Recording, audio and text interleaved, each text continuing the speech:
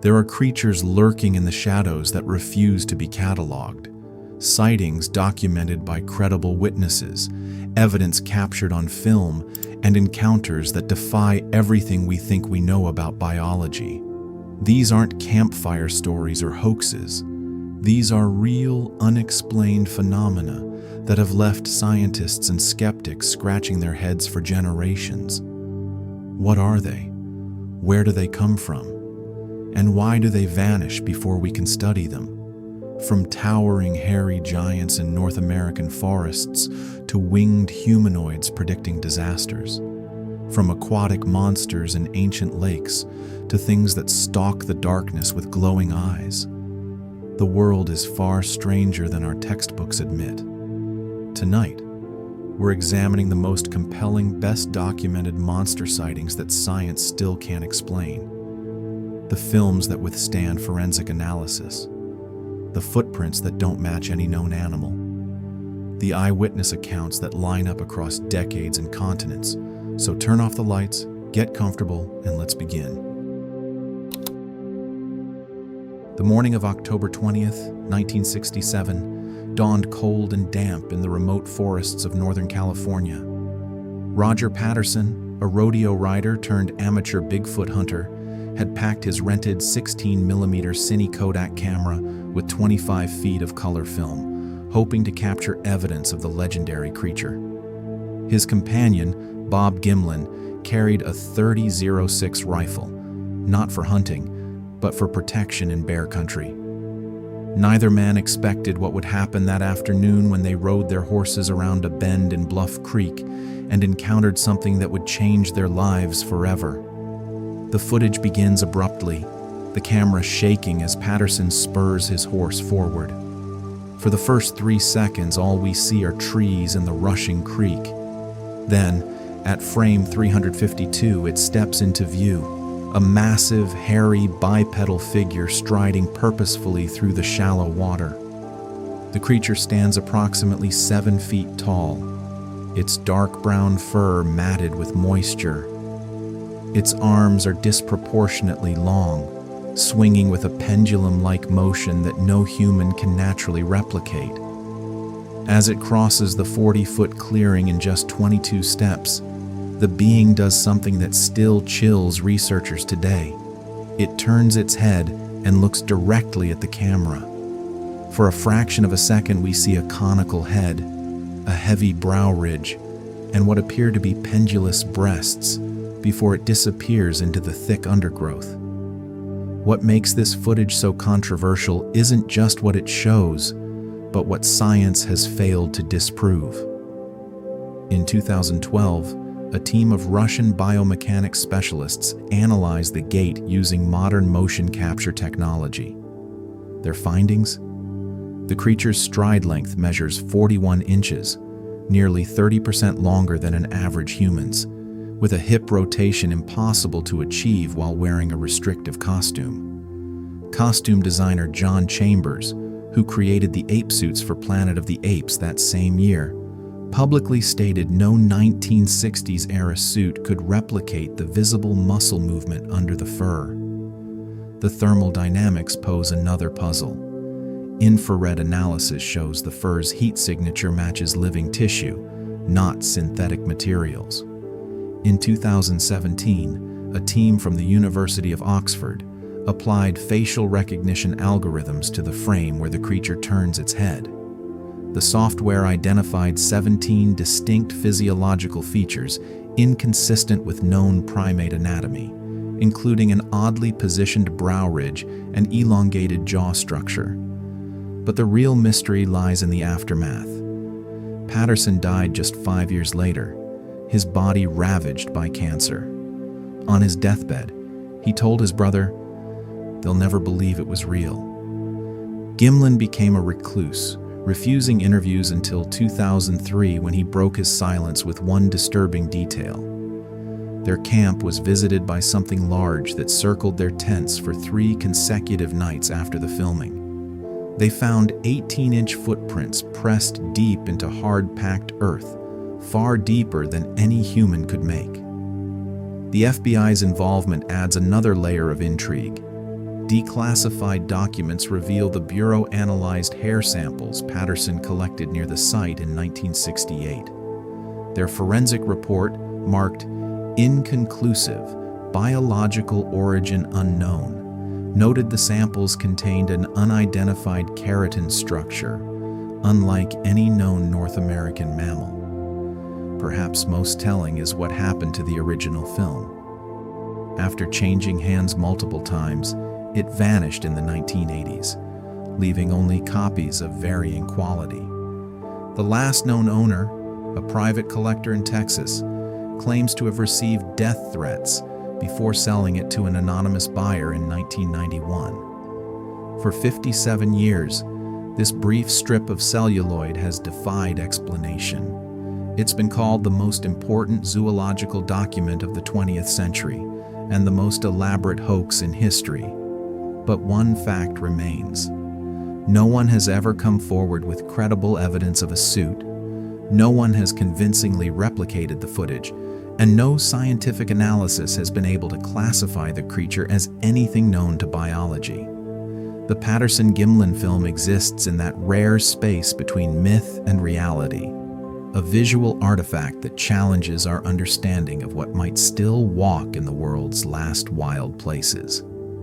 And as frame 352 continues to stare back at us from the past, the question remains: what did those two men really capture that day in the California wilderness? The film sat undeveloped for 3 days in a Los Angeles lab, its contents unknown even to the men who shot it. When the first frames finally flickered to life in the projection room, the technicians reportedly fell silent. What they saw defied the era's understanding of biology, costume design, and physics.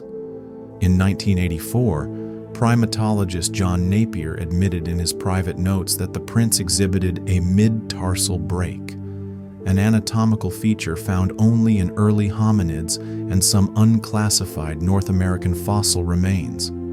Thermal imaging studies conducted in 2015 add another layer of mystery. When enhanced footage is mapped against known heat signatures, the creature's surface temperature registers at 98.6 degrees Fahrenheit, precisely mammalian, but with irregular hot spots along the spine and shoulders that match no known fur-bearing animal. Dr. Jeff Meldrum of Idaho State University posits these could indicate an active sebaceous gland system, unlike anything in the fossil record. The vocal analysis proves equally unsettling. Enhanced audio from the original reel reveals a 14 Hz infrasound pulse in the background, a frequency known to induce nausea and dread in humans, and which elephants use for long-distance communication. This matches hundreds of subsequent Bigfoot reports describing an overwhelming sense of being watched, preceding visual contact. As the years pass and the original witnesses die, their final testimonies take on new significance. Bob Gimlin's last interview before his 2021 death contained a chilling addendum. That thing wasn't just walking through the creek, it was waiting for us. And when it looked back, it wasn't surprised. It was disappointed. The first sighting came on a frozen November night in 1966, when two young couples driving past an abandoned TNT factory near Point Pleasant, West Virginia, saw it standing in the glow of their headlights. A 7-foot-tall figure with wings folded against its back and eyes that burned like molten rubies. As they accelerated in panic, the creature spread its 10-foot wings and pursued their Chevy at speeds exceeding 100 miles per hour, keeping pace effortlessly before vanishing near the town limits. This was no random encounter. It was the opening act of 13 months of terror that would culminate in one of America's most infamous bridge disasters. What followed was an epidemic of sightings that followed an eerie pattern. Witnesses described the same impossible physiology, a humanoid shape with no discernible neck, its wings resembling dirty canvas stretched over bone, and those haunting red eyes that seemed to pulse with their own internal light. The creature exhibited behavior unlike any known animal, hovering without wing movement, emitting high-frequency sounds that induced migraines, and appearing at locations hours before tragedies occurred. A local fire chief reported seeing it perched on the Silver Bridge 3 days before the structure collapsed, staring at the rusted support beams with what he called terrible understanding. The science behind the phenomenon only deepens the mystery. In 2018, a team from MIT analyzed witness sketches using aerodynamics modeling and concluded the wing structure couldn't generate lift through conventional means. The described flight patterns, abrupt 90-degree turns, sudden vertical ascents, defy known physics. Even more disturbing are the medical reports from witnesses who suffered radiation-like burns after close encounters, with one woman's wristwatch permanently stopped at the exact moment of her sighting. The Silver Bridge collapse on December 15, 1967 remains the grim focal point. 46 people died when the suspension structure plunged into the Ohio River at 5:04 p.m., the same time multiple witnesses had reported Mothman circling overhead that afternoon. Rescue divers later recovered bizarre scratch marks on submerged wreckage, though officials dismissed them as mechanical damage. Declassified NTSB documents note an unidentified organic residue on key fracture points that was never explained. Parapsychologists point to the creature's predictive nature. Multiple witnesses claimed it appeared before house fires, car accidents, and even individual deaths throughout 1967. The most chilling account comes from a local nurse who saw it outside her hospital window hours before 3 children died in surgery. She swore its eyes flashed in sync with the EKG flatlines. Modern theories range from interdimensional entity to government experiment gone wrong. The nearby McClintock Wildlife Preserve, where many sightings clustered, was originally a World War II munitions plant that stored unknown chemical compounds. Some researchers suggest Mothman was a misidentified sandhill crane, until flight pattern analysis and wing structure comparisons thoroughly debunked the notion. Others note that Point Pleasant sits atop a confluence of ley lines and sits along the 39th parallel, a latitude associated with numerous UFO sightings. The final sighting occurred on December 16, 1967, the day after the bridge collapse. A group of gravediggers preparing victims' burial plots looked up to see the creature perched in a bare oak tree.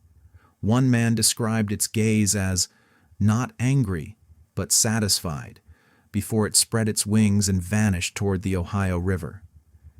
In the 57 years since, no credible sightings have occurred in the area, though visitors still report equipment malfunctions, sudden temperature drops, and an overwhelming sense of being watched near the TNT factory ruins. Mothman left more than legends in its wake. It left a blueprint of horror, a pattern of appearance and disaster that repeats in modified forms across the world. From the Owlman of Cornwall to the Chicago Mothman sightings preceding major tragedies, the archetype persists. Perhaps these creatures aren't causing disasters but feeding on them. Or worse, perhaps they're trying to warn us. The Silver Bridge's collapse at 5:04 p.m. on December 15, 1967, wasn't just a structural failure. It was a mathematical impossibility. Built in 1928, the I-bar chain suspension bridge had passed its most recent inspection with flying colors just 6 months prior. Yet in less than 60 seconds, the entire 1,460-foot span crumbled into the freezing Ohio River, taking 46 lives with it. The official explanation, fatigue in a single I-bar connector, doesn't account for the dozens of witnesses who reported seeing the bridge twist like taffy before failing, nor the anomalous corrosion patterns found on recovered wreckage. Forensic analysis revealed disturbing anomalies. The fracture points showed crystalline structures unlike typical rust, with metallurgists noting the steel appeared aged decades and months. Divers recovered sections of the number 13 I-bar the supposed failure point, that exhibited deep parallel grooves inconsistent with mechanical stress. These marks matched no known tool or natural weathering process, yet bore an eerie resemblance to the claw marks described by Mothman witnesses. The disaster's timing raises further questions. The bridge failed at the precise moment of maximum load, rush hour on Christmas shopping weekend, yet showed no prior warning signs. Engineers calculated the probability of such an instantaneous collapse at less than 0.3%, even with the failed I-bar. Seismographs at Ohio University recorded a 0.9 magnitude tremor at the exact moment of collapse, despite no geological activity in the region. Most chilling are the survivor accounts. Multiple drivers reported seeing red lights moving along the bridge's superstructure in the days before the disaster. A toll collector described a man in black taking unusual interest in the support cables on December 14th. The same day, 3 separate witnesses saw a Mothman perched on the bridge's Ohio tower. The creature's final confirmed sighting occurred exactly 24 hours before the collapse, when a group of teenagers photographed an unusual dark mass near the West Virginia anchorage. The developed film showed nothing but overexposed static. Most chilling are the survivor accounts. Multiple drivers reported seeing red lights moving along the bridge's superstructure in the days before the disaster. A toll collector described a man in black taking unusual interest in the support cables on December 14th. The same day, 3 separate witnesses saw a Mothman perched on the bridge's Ohio tower. The creature's final confirmed sighting occurred exactly 24 hours before the collapse, when a group of teenagers photographed an unusual dark mass near the West Virginia anchorage. The developed film showed nothing but overexposed static. The NTSB's investigation took a strange turn when they consulted Dr. Albert Mercer, a Princeton physicist specializing in materials failure. His unpublished addendum to the official report noted high-energy molecular degradation in the steel samples, suggesting exposure to an unknown energy source. 2 weeks after submitting his findings, Mercer suffered a nervous breakdown and withdrew from public life. His personal journals, released posthumously, contained sketches of winged humanoids alongside complex equations relating to dimensional shear. Modern engineers still debate what really doomed the Silver Bridge. Advanced computer modeling in 2012 showed the structure should have partially survived, even with multiple failed components. Some theorists point to the bridge's unique design. Its I-bar chains formed a continuous 8 pattern that quantum physicists now recognize as a toroidal energy shape. Others note the collapse occurred during a rare planetary alignment when Mercury, Venus, and Jupiter formed a perfect triangle directly overhead. The victims' final moments remain shrouded in mystery. Several recovered bodies showed inexplicable injuries, third-degree burns in discrete circular patterns, fractured bones with no external trauma, and in 3 cases, complete absence of blood despite intact circulatory systems. The coroner's office attributed these to impact forces, but provided no scientific basis for the claims. Perhaps the most disturbing postscript came in 1991, when divers inspecting the new Silver Memorial Bridge reported seeing something large moving through the submerged wreckage of the old structure. Sonar images showed an amorphous mass estimated at 12 to 15 feet in length, circling the debris field before disappearing into deeper water. The Ohio River has claimed many secrets over the centuries, but none as chilling as whatever still watches from below the Silver Bridge's grave. The collapse of the Silver Bridge should have been the end of the story. 46 dead, a community shattered, an engineering mystery reluctantly filed away. But Mothman wasn't done with Point Pleasant. In the years following the disaster, an unsettling pattern emerged. those who had witnessed the creature began dying under bizarre circumstances. Mary Heyer, the local reporter who documented most sightings, suffered a sudden cerebral hemorrhage in 1970 while writing about unexplained lights near the TNT factory. Her notes contained one final unpublished sentence: "They're coming back through the..." The coroner listed cause of death as natural, but her typewriter ribbon showed impressions of 3 additional keystrokes never found on the page. Construction workers rebuilding the riverfront in 1972 uncovered a series of concrete tunnels beneath the old munitions plant. Not on any blueprints, their walls covered in strange, phosphorus-based symbols that glowed faintly when photographed. The Army Corps of Engineers sealed the tunnels within 48 hours, but not before 3 workers reported seeing red eyes in the dark. One of those men, Harold Bennett, vanished 2 weeks later after telling his wife he'd made contact. His fishing boat was found adrift near the bridge wreckage, its radio tuned to a frequency that didn't officially exist. The most disturbing postscript came from Japan.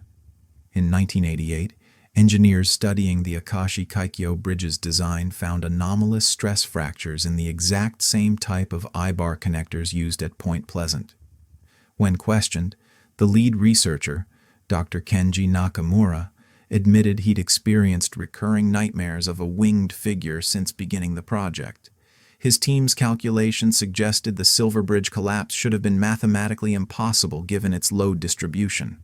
Nakamura died in a 1991 lab fire that left his body untouched by flames yet reduced to a carbonized husk, a phenomenon fire investigators couldn't explain. Modern paranormal research reveals an even darker thread.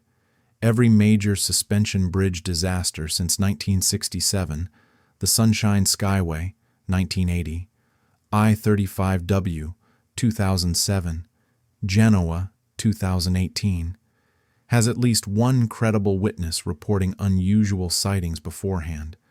The descriptions vary, sometimes a winged figure, sometimes just red lights hovering near critical structural points.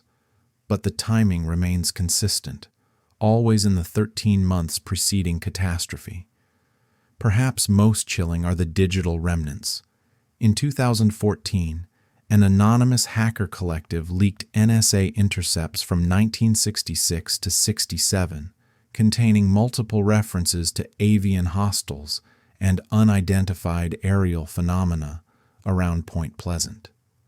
One heavily redacted memo dated December 14, 1967, 24 hours before the bridge fell, mentions containment failure at Site X and potential dimensional incursion. The documents were officially dismissed as Cold War misinformation, but their classification level, MAJESTIC-12, matches known UFO project designations. Today, the TNT factory ruins stand quiet. The new Silver Bridge carries traffic without incident, but locals still avoid the riverbanks after dark, especially near the Mothman tree, a dead oak where the creature was last seen.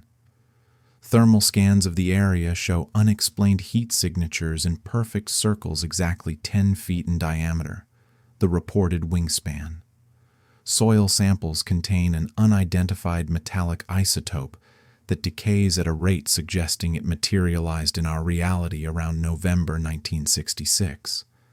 The final question isn't whether Mothman was real. The question is what it wanted: a warning, a harbinger, or something far worse, a predator that feeds on tragedy, drawn to structural weak points in both steel and space-time itself. Because sometimes, when the wind blows right across the Ohio River, security cameras near the memorial still capture fleeting shadows moving against the breeze. And in West Virginia, they know better than to look up when the streetlights start flickering. The morning mist hung heavy over Loch Ness on April 19, 1934, as Colonel Robert Wilson guided his car along the newly constructed A82 highway. The London gynecologist had come to the Scottish Highlands seeking respite from his medical practice, not expecting to become central to one of history's greatest cryptozoological mysteries. At approximately 7:30 a.m. near Invermoriston, Wilson pulled his car to the roadside and watched as the Loch's usually choppy waters grew unnaturally still. What happened next would haunt him for the rest of his life. Wilson's hands shook as he fumbled with his Kodak Brownie camera, capturing 4 rapid exposures of the sleek, serpentine neck that broke the surface about 200 yards offshore. The most famous of these images, frame 3, showed a distinct head and neck rising nearly 4 feet above the water, the creature's body implied rather than visible beneath the black water. The negative revealed details invisible to the naked eye, what appeared to be a textured elephant gray hide and subtle water displacement suggesting massive bulk beneath the surface. Wilson developed the film in secret, showing it only to trusted colleagues before selling publication rights to the Daily Mail for £50, equivalent to £3,800 today. The photograph's impact was immediate and global. Marine biologists noted the neck's unusual thickness-to-length ratio, unlike any known aquatic animal. Zoologists observed the head's distinctive angle suggested binocular vision, a trait of predators. Most disturbingly, naval architects calculated the water displacement visible in the photo would require an object weighing approximately 2,500 pounds breaking the surface. Yet for all the analysis, the scientific community remained divided. Some called it proof positive of an unknown species, others dismissed it as driftwood or an elaborate hoax. The photo's credibility stemmed from Wilson's sterling reputation. A decorated veteran of the Royal Army Medical Corps, he had no history of deception or interest in cryptozoology. His clinical description of events matched the dispassionate tone of his medical reports. The object moved against the current for approximately 45 seconds before submerging. No audible sounds were detected. He refused all interview requests after 1935, taking his full account to the grave in 1969. Modern digital analysis has revealed unsettling details Wilson couldn't have known. In 2010, NASA's Jet Propulsion Laboratory applied satellite enhancement technology to the original print, identifying what appears to be a second hump breaking the surface 15 feet behind the neck, a feature never noticed before. Even more intriguing are the sonar readings taken at the photographed location in 1987, which detected an underwater trench descending to 812 feet, deeper than officially charted and large enough to conceal multiple creatures of substantial size.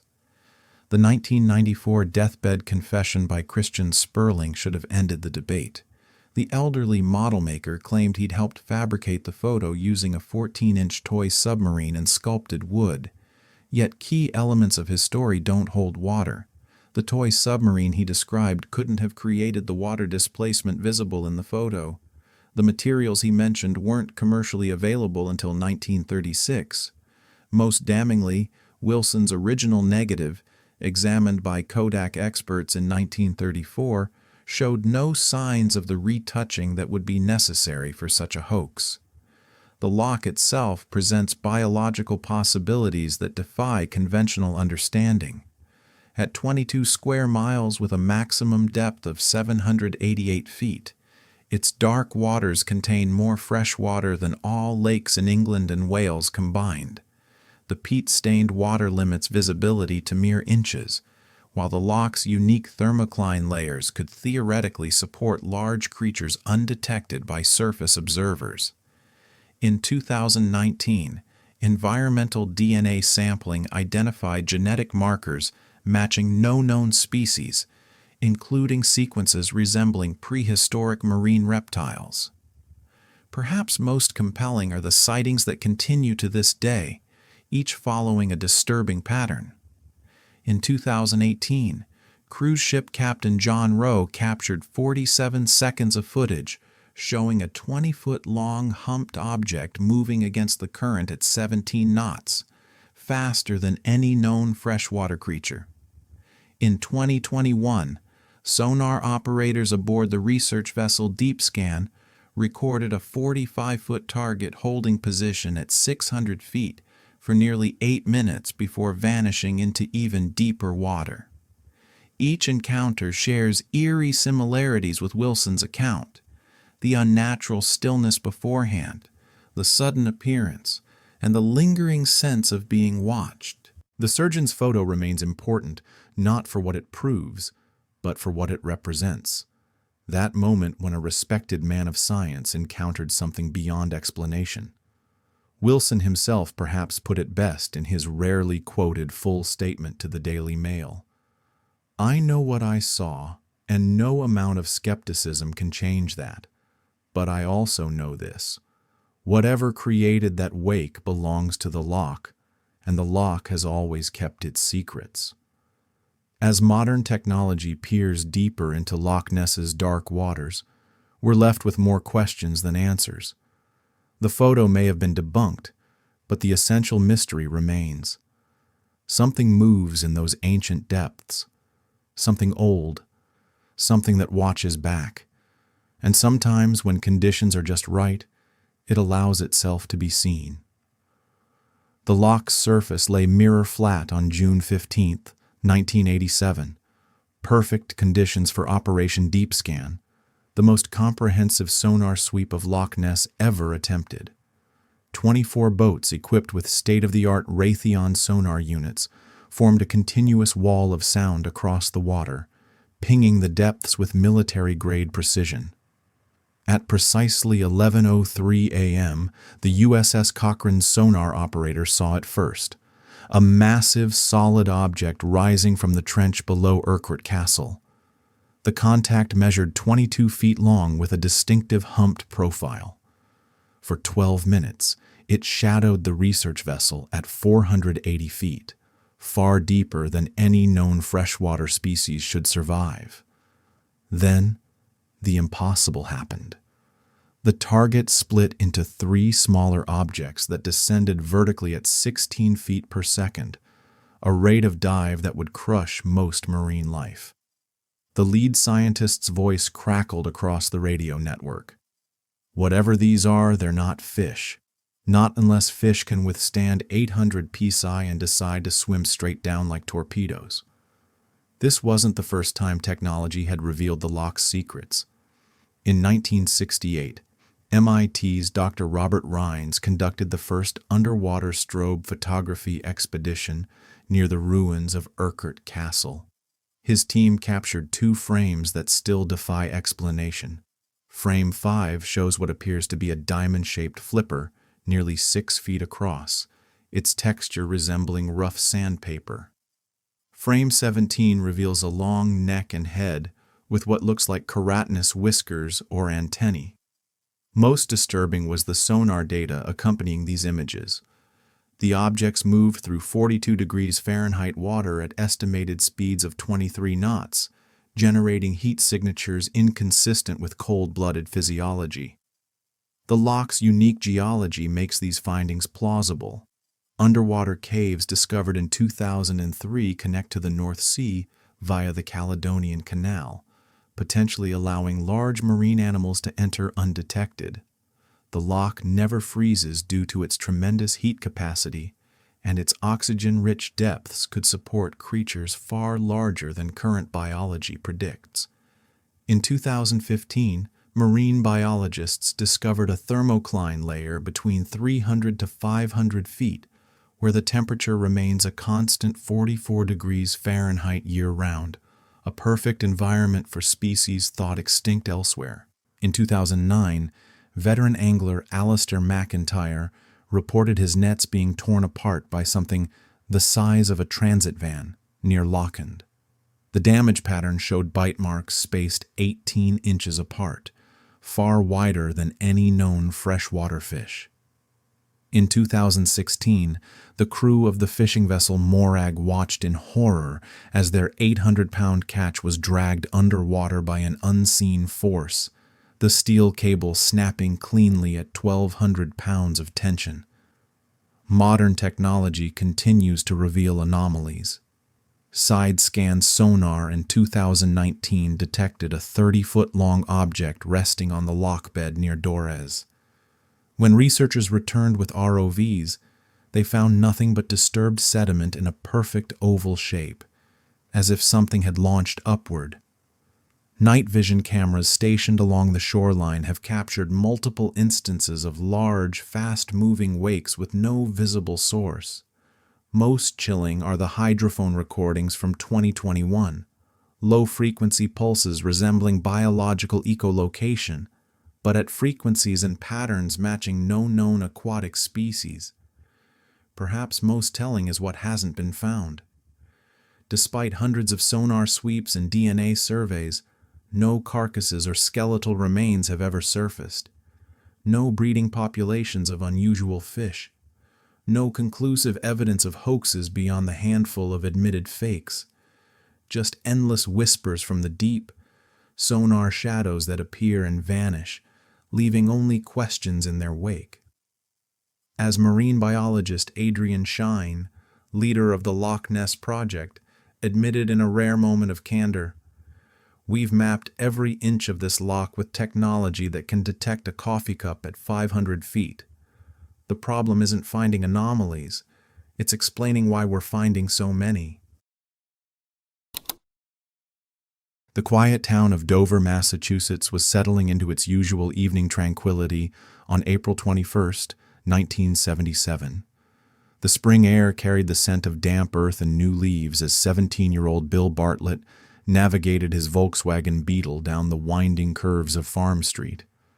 In the passenger seat sat his friend Mike Mazzocca, while Andy Brody occupied the back.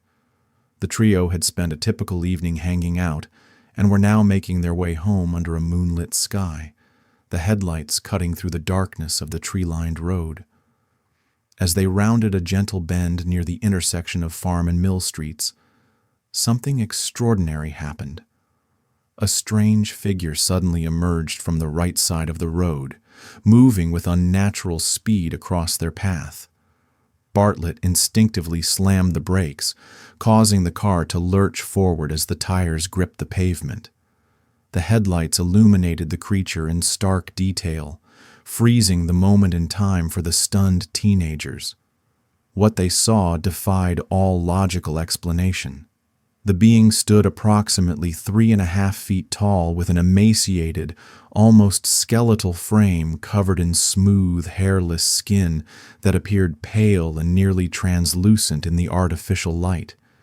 Its limbs were disproportionately long and thin, ending in elongated fingers that seemed to have too many joints. The most disturbing feature was its head, an oversized bulbous shape that resembled an inverted teardrop, completely devoid of any visible nose, ears, or even discernible hair. But it was the eyes that burned themselves into the witness's memories, enormous, perfectly round orbs that glowed with an eerie, unnatural light, casting a faint orange reflection that seemed to pulse in the darkness. For several heart-stopping seconds, the creature remained motionless in the road, its unblinking gaze locked onto the terrified occupants of the vehicle. Then, with movements that seemed to defy normal biomechanics, it twisted its body toward the roadside embankment. The way it moved was profoundly unsettling, not running so much as scuttling, its long fingers grasping at the rocks and dirt with disturbing dexterity as it climbed the slope with jerky, insect-like motions. Within moments, it had disappeared into the thick underbrush, leaving behind only the faintest rustling of leaves to mark its passage. The silence inside the car was deafening as the three teenagers struggled to process what they had just witnessed. Bartlett, an artist by nature, found his mind automatically cataloging every terrifying detail, his fingers twitching with the unconscious need to capture the image on paper before his rational mind could begin to distort or dismiss the memory. The initial shock gave way to a flood of nervous questions and theories, none of which could satisfactorily explain the unnatural being they had all clearly seen. Upon arriving at Mazoka's house, the shaken trio immediately recounted their experience to his parents. The initial reaction was predictable skepticism, with suggestions that they had perhaps seen a sick animal or been victims of an optical illusion. But Bartlett's insistence, combined with the remarkable consistency between all three accounts, soon gave even the adults pause. That night, Bartlett would create the first of several sketches of the creature, drawings that would later prove crucial when other witnesses came forward with nearly identical descriptions. What none of them could have known at the time was that this was only the beginning. Over the next 24 hours, 2 more independent sightings would occur, each adding new details to the growing mystery. The creature would become known as the Dover Demon, a name that would cement its place in cryptozoological history. But perhaps most perplexing of all was the fact that after these brief, terrifying appearances, the entity would vanish as suddenly as it had arrived, leaving behind no physical evidence, no further sightings, and no definitive answers. The questions raised by those 48 hours in April 1977 continue to haunt investigators and researchers to this day. Was the Dover Demon some undiscovered species, a supernatural entity, or something even more inexplicable? The only certainty is that for 3 credible witnesses on that spring night, the ordinary world was momentarily pierced by something profoundly unnatural, an encounter that would stay with them for the rest of their lives. The second encounter with the Dover Demon occurred mere hours after the initial sighting, when 15-year-old John Baxter found himself walking home alone along Springdale Avenue shortly after midnight.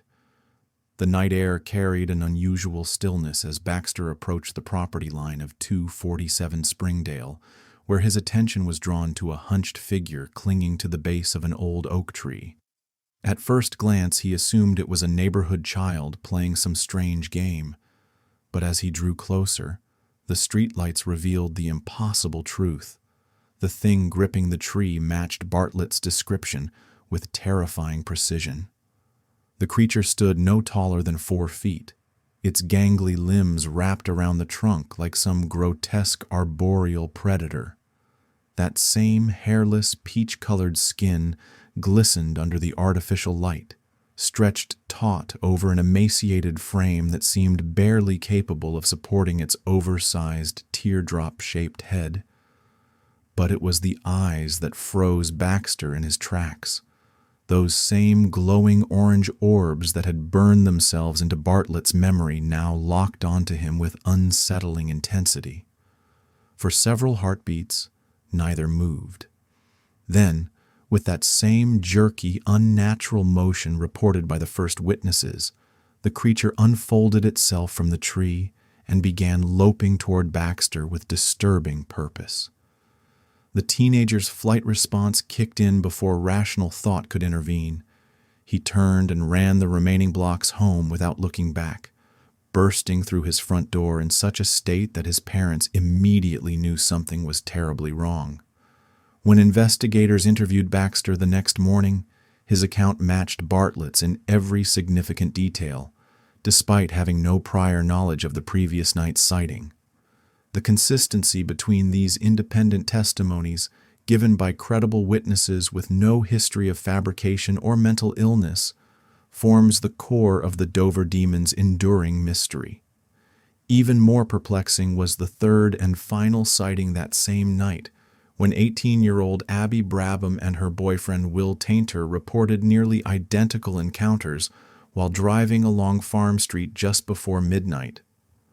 Their description of the creature's movements, not walking so much as spasming forward in disjointed bursts, added another layer of strangeness to an already inexplicable phenomenon. Then, as suddenly as it appeared, the Dover Demon vanished from the historical record, leaving behind no physical evidence, no additional sightings, and no satisfactory explanation for what three separate groups of witnesses claimed to have seen during those fateful 48 hours in April 1977. The morning after the final sighting, Dover found itself at the center of an unexplained phenomenon that would baffle investigators for decades. Local authorities, initially skeptical of what they assumed were teenage pranks or overactive imaginations, began taking the report seriously when faced with multiple independent witness accounts that matched in disturbing detail. Walter Webb, a respected investigator from the Hayden Planetarium in Boston, arrived to interview the witnesses separately, expecting to uncover inconsistencies or signs of fabrication. Instead, he found three groups of credible observers: Bill Bartlett and his friends, John Baxter, and Abby Brabham with Will Tainter, all describing the same entity with near-identical features. Webb's report noted that the witnesses had no prior connection, no shared reason to concoct such a story, and no history of attention-seeking behavior. Bartlett, in particular, was known as a serious art student with a reputation for honesty. His sketches, drawn immediately after his encounter, became crucial evidence, not just for their chilling accuracy, but because they predated any cross-contamination between witnesses. Baxter, interviewed before he had heard Bartlett's account, described the same glowing eyes, elongated limbs, and unsettling movement. Brabham and Tainter, unaware of either prior sighting, independently reported the creature's jerky, spasmodic gait.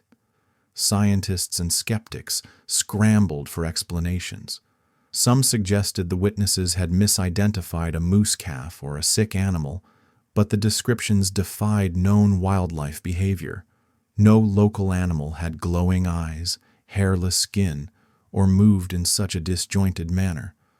Others proposed a hoax, yet no evidence of staged costumes or pranks ever surfaced.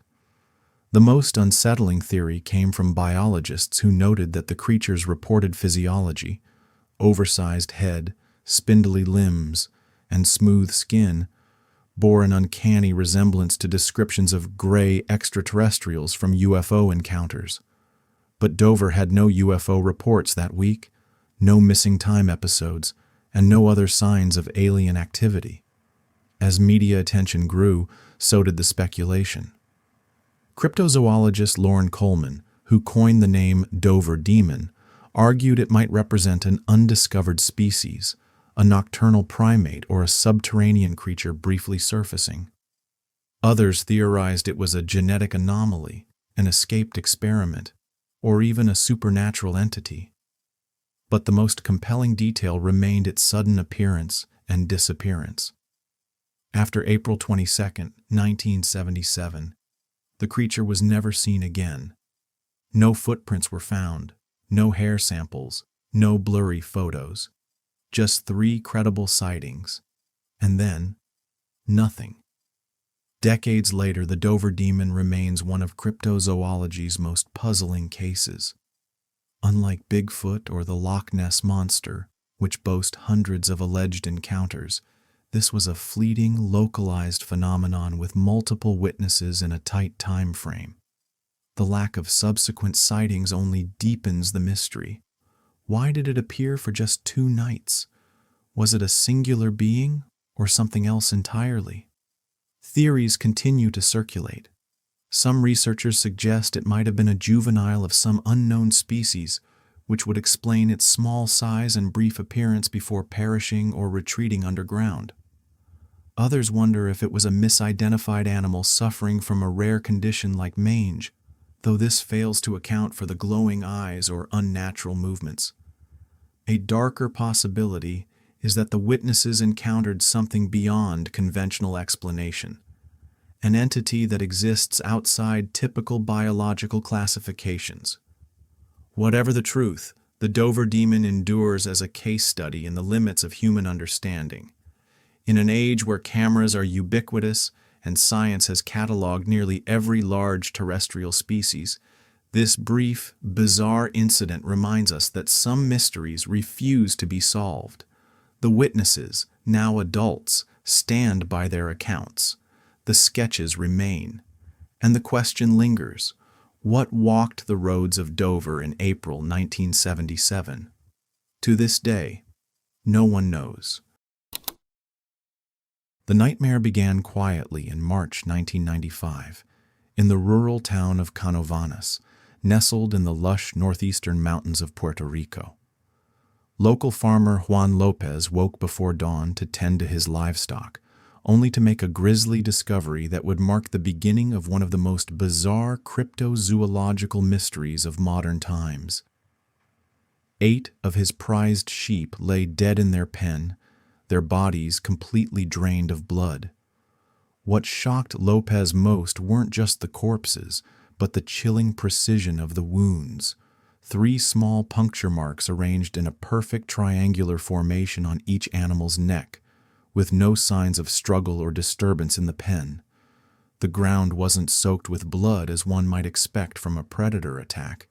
It was as if something had surgically extracted every drop of life from the animals. As news of the incident spread through Canovanas, local authorities initially dismissed it as the work of wild dogs, or perhaps a particularly vicious mongoose. But within days, similar reports began emerging from neighboring farms. Doña Maria Rodriguez lost 5 goats overnight, each bearing identical triangular puncture wounds. The pattern was uncanny. The wounds were always clustered in groups of 3, each hole about the diameter of a drinking straw, penetrating directly into the major arteries. Veterinarian Dr. Hector Garcia, who examined several of the early victims, noted in his report that the precision of the wounds suggested something far more sophisticated than ordinary animal predation. "The incisions are too clean," he wrote, "almost like they were made with purpose, not in frenzy." By late April, the phenomenon had spread beyond Canovanas.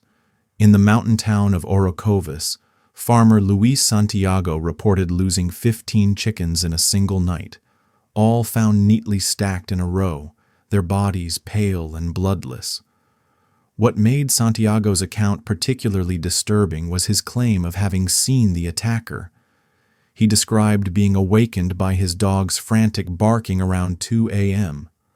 When he went to investigate with his flashlight, he caught a glimpse of something crouched near the chicken coop, a hunched, bipedal figure about 4 feet tall with leathery grayish skin that seemed to absorb rather than reflect his flashlight's beam. Most unsettling were its eyes, large and glowing red in the darkness, with vertical slit pupils like a reptile's. Before Santiago could react, the creature moved with unnatural speed, vanishing into the nearby jungle with what he described as a sound like dry leaves rustling, but faster than any animal I've ever heard. The attacks followed a disturbing pattern. Animals were always found in the morning, never during an actual attack. The killers seemed to work exclusively under cover of darkness, leaving behind only bloodless corpses with those telltale triple puncture wounds. Farmers began reporting strange details. Chickens still perched on their roosts, dead but undisturbed, as if something had fed on them without needing to move them. Goats were found lying on their sides as if they'd simply lain down and died. There were never any tracks, never any signs of forced entry, just the silent surgical draining of life. By May 1995, Puerto Rico's Department of Agriculture became officially involved. Teams of veterinarians and wildlife experts were dispatched to investigate, but their findings only deepened the mystery. Blood tests confirmed the animals had indeed been completely exsanguinated, but no known predator in Puerto Rico, not bats, not wild dogs, not even the invasive mongoose population, could account for the precision of the wounds or the complete absence of other injuries. The triangular puncture pattern didn't match any known animal dentition, and the lack of spilled blood suggested some method of direct vascular extraction that defied conventional biology. The media frenzy began in earnest when the story reached San Juan's major newspapers. Reporters coined the term El Chupacabra, the goat sucker, drawing on old rural legends of blood-drinking creatures. The name stuck, and with it came a wave of sightings and reports from across the island. In the town of Caguas, a school teacher reported seeing a large, spiny creature scaling a stone wall with impossible agility. In Morovis, a night watchman claimed to have fired his shotgun at something that moved like a monkey but had the face of a lizard before it vanished into the darkness unharmed. The most significant eyewitness account came on August 28, 1995, from Madeline Tolentino, a resident of Canovanas. Her detailed description would become the foundation for all subsequent Chupacabra lore. Tolentino reported seeing the creature face to face through her kitchen window around midnight. She described it as standing about 4 to 5 feet tall, with an elongated oval-shaped head and enormous almond-shaped black eyes that reflected light like a cat's. Its body was covered in rough, grayish skin with a row of sharp quills running down its spine that seemed to vibrate or move independently. Most disturbingly, she insisted the creature stood fully upright on powerful hind legs and displayed an unsettling awareness of her presence, pausing to stare directly at her before leaping away with impossible speed, clearing a 6-foot fence in a single bound. Tolentino's account was particularly compelling because she had no prior interest in UFOs or cryptozoology, and her description matched details from multiple other sightings across the island. Her testimony, combined with the growing body of physical evidence from animal attacks, forced even skeptical authorities to admit something truly unexplainable was happening. By September 1995, Puerto Rico was in the grip of full-blown chupacabra hysteria. The National Guard was called to patrol rural areas at night. Scientists from the University of Puerto Rico began cataloging attack sites, noting with concern that the phenomenon appeared to be spreading geographically in a pattern that didn't correspond to normal animal migration. Perhaps most perplexing of all was the complete absence of any physical evidence from the creature itself. Despite hundreds of reported sightings and thousands of dead animals, no hair samples, no droppings, no clear photographs ever surfaced.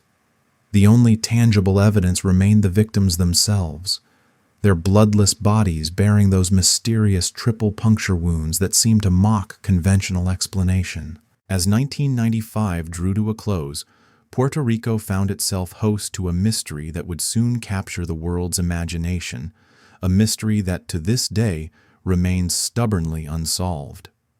The summer of 1995 marked only the beginning of Puerto Rico's Chupacabra nightmare. As September dawned, the attacks escalated in both frequency and brutality.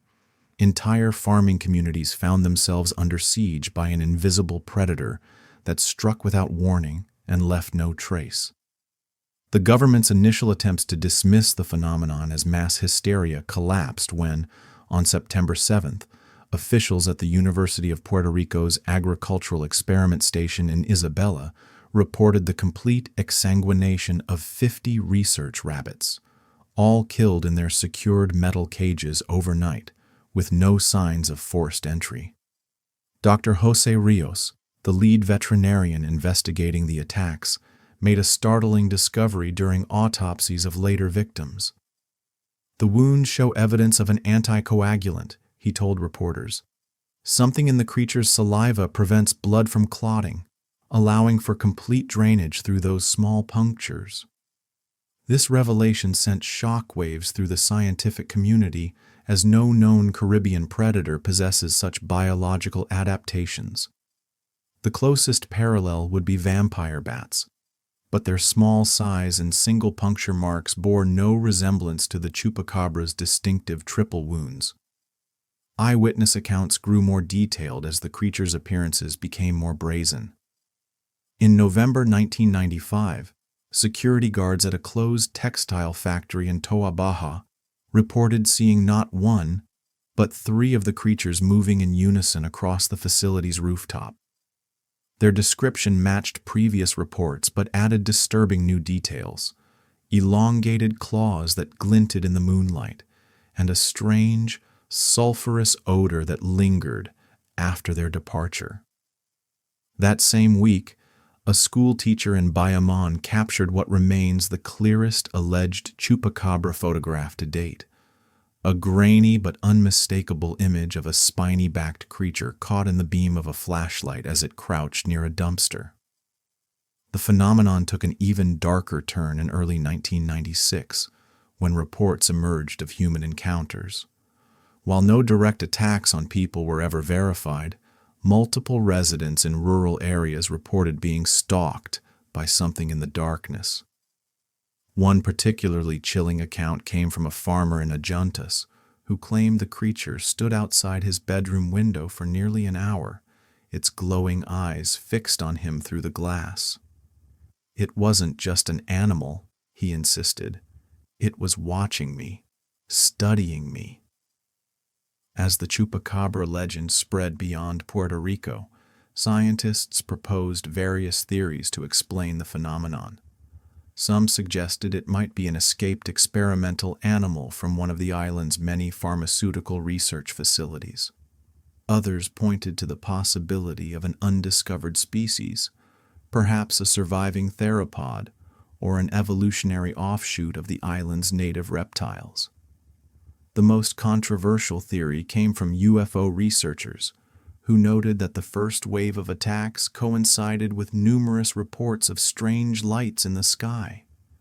Were the creatures biological entities or something even more alien? By mid-1996, the Chupacabra had become a full-blown cultural phenomenon. The Puerto Rican government, facing increasing pressure, formed a special investigative commission that included wildlife experts, veterinarians, and even a retired military officer. Their final report, issued in October 1996, acknowledged the reality of the animal deaths, but stopped short of confirming the creature's existence, citing lack of physical evidence. This unsatisfying conclusion did little to quell public fascination. The most enduring mystery remains the abrupt end to the original Puerto Rico attacks. After peaking in mid-1996, reports suddenly dropped off, with the last major incident occurring in December of that year. The creature that had terrorized the island for nearly 2 years vanished as mysteriously as it had appeared. But the legend was only beginning. Soon, reports of similar creatures and attacks would emerge across Latin America and the southern United States, transforming the Chupacabra from a local nightmare into a global phenomenon. The Chupacabra phenomenon didn't end in Puerto Rico. It simply crossed oceans. By early 1997, reports of blood-drained livestock and strange reptilian creatures began surfacing in Mexico, Chile, and even the Philippines. Yet as the legend spread, the creature's appearance began to mutate, taking on new forms in different regions, sometimes a spined, alien-like predator, other times a hairless, dog-like beast. The first major wave hit Mexico in 1997, where ranchers in Sonora discovered dozens of goats and sheep slaughtered with the same triple puncture wounds. Witnesses described a creature unlike Puerto Rico's bipedal monster. This version was quadrupedal, with leathery gray skin, elongated limbs, and a pronounced spinal ridge. Then, in 2000, Chilean farmers reported a wave of attacks near Santiago, where rabbits and poultry were found completely drained of blood. The descriptions varied wildly. Some spoke of a hopping, kangaroo-like beast, while others insisted it moved like a giant bat. The most dramatic shift came in 2004, when Texas ranchers began reporting hairless blue-gray creatures attacking livestock. These Texas chupacabras bore little resemblance to the original Puerto Rican entity, They looked more like sickly coyotes or dogs, with patchy fur, pronounced fangs, and sunken eyes. Biologists later identified many of these specimens as canines suffering from severe mange, a condition that caused hair loss and emaciation. Yet some cases defied easy explanation.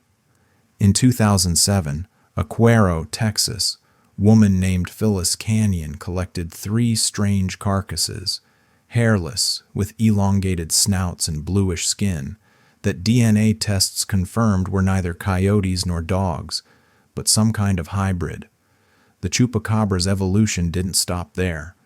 In 2010, Russian farmers in the Ural Mountains began reporting attacks on cattle, complete with bloodless corpses and puncture wounds.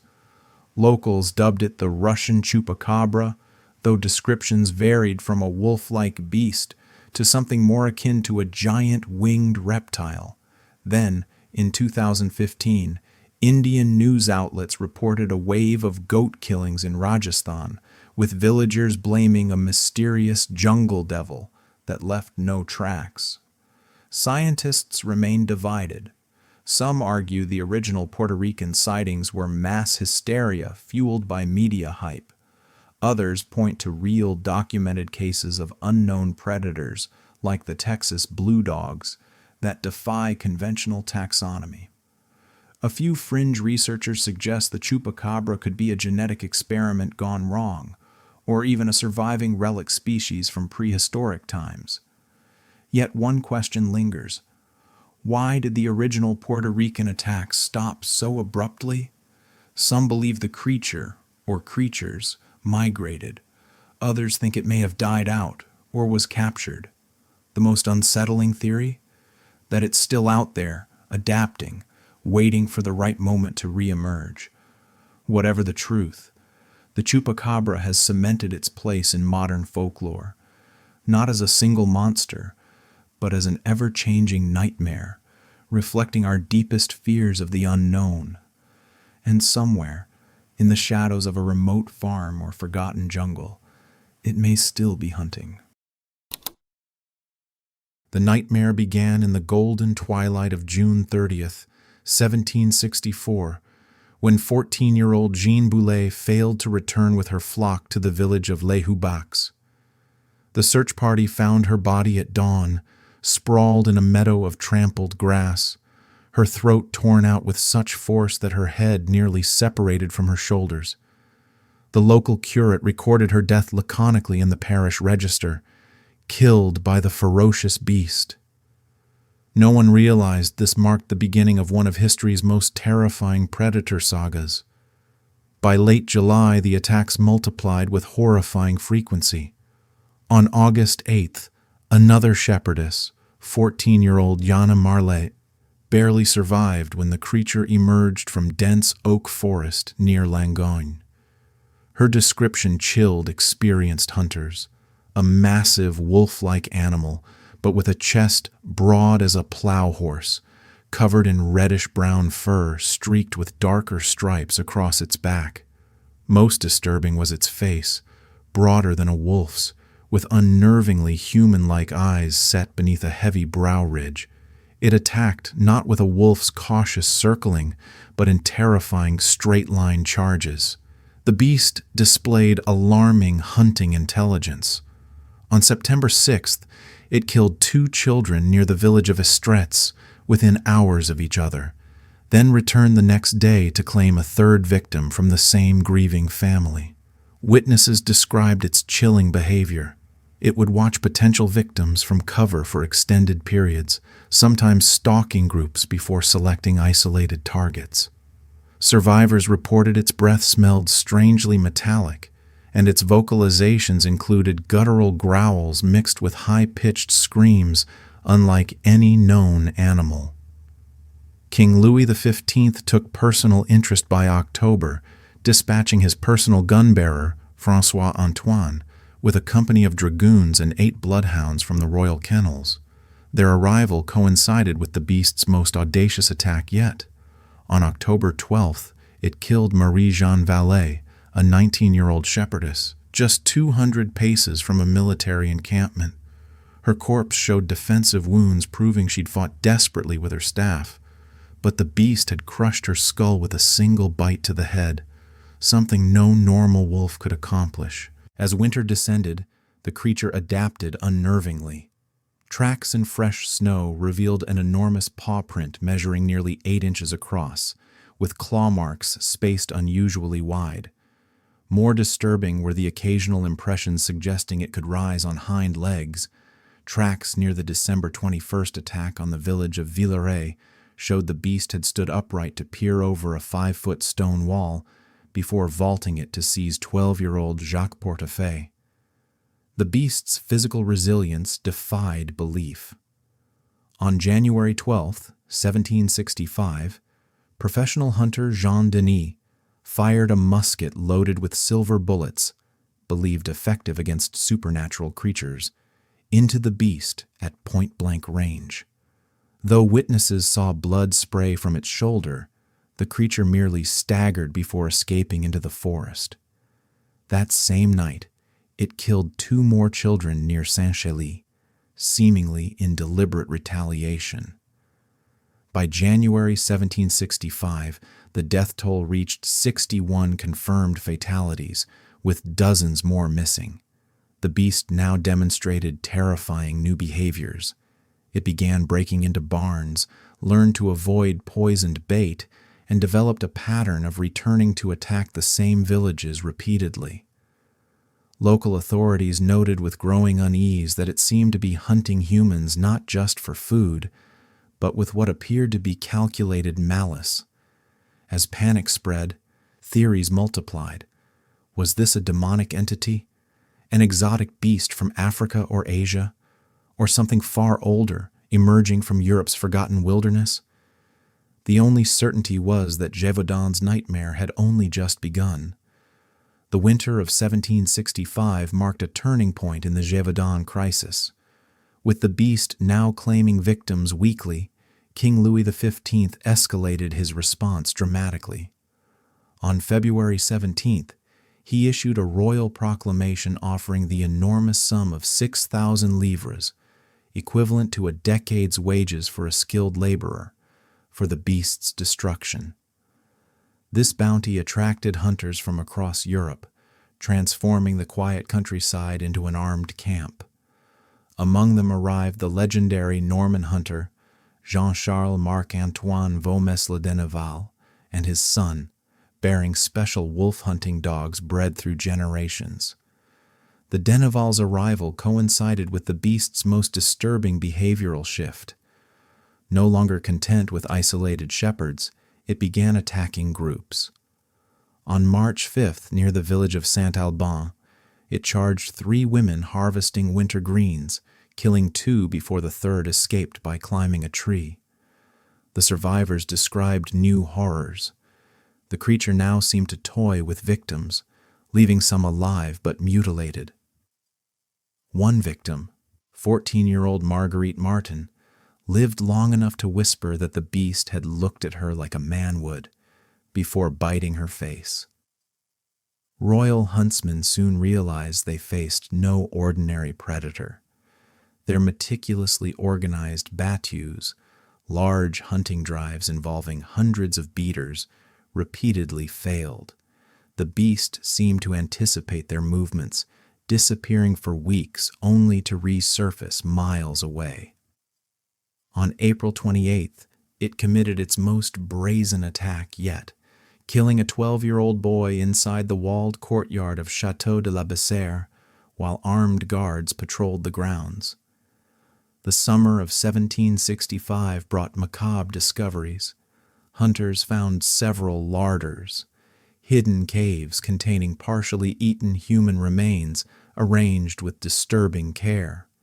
One such cave near Montmouchet contained 7 skulls placed in a semicircle, all showing identical bite marks to the forehead. A local priest, Father Pierre Porchet, documented these findings in secret, noting the positioning suggested either unholy intelligence or mockery of Christian burial. As pressure mounted, The Denevals were replaced in June 1765 by François Antoine, the king's own gun-bearer.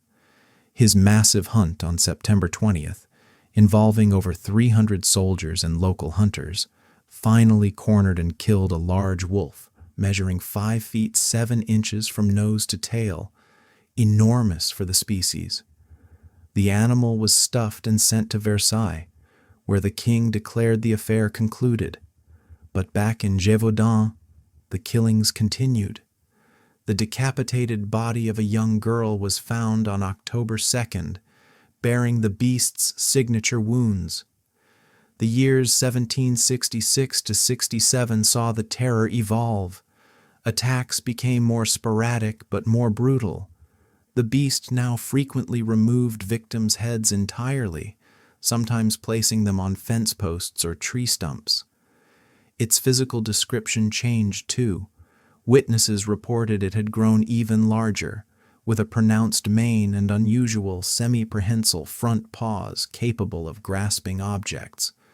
The final confirmed attack came on June 19, 1767, when local hunter Jean Chastel supposedly killed the creature with a blessed silver bullet at the Sogne d'Auvers.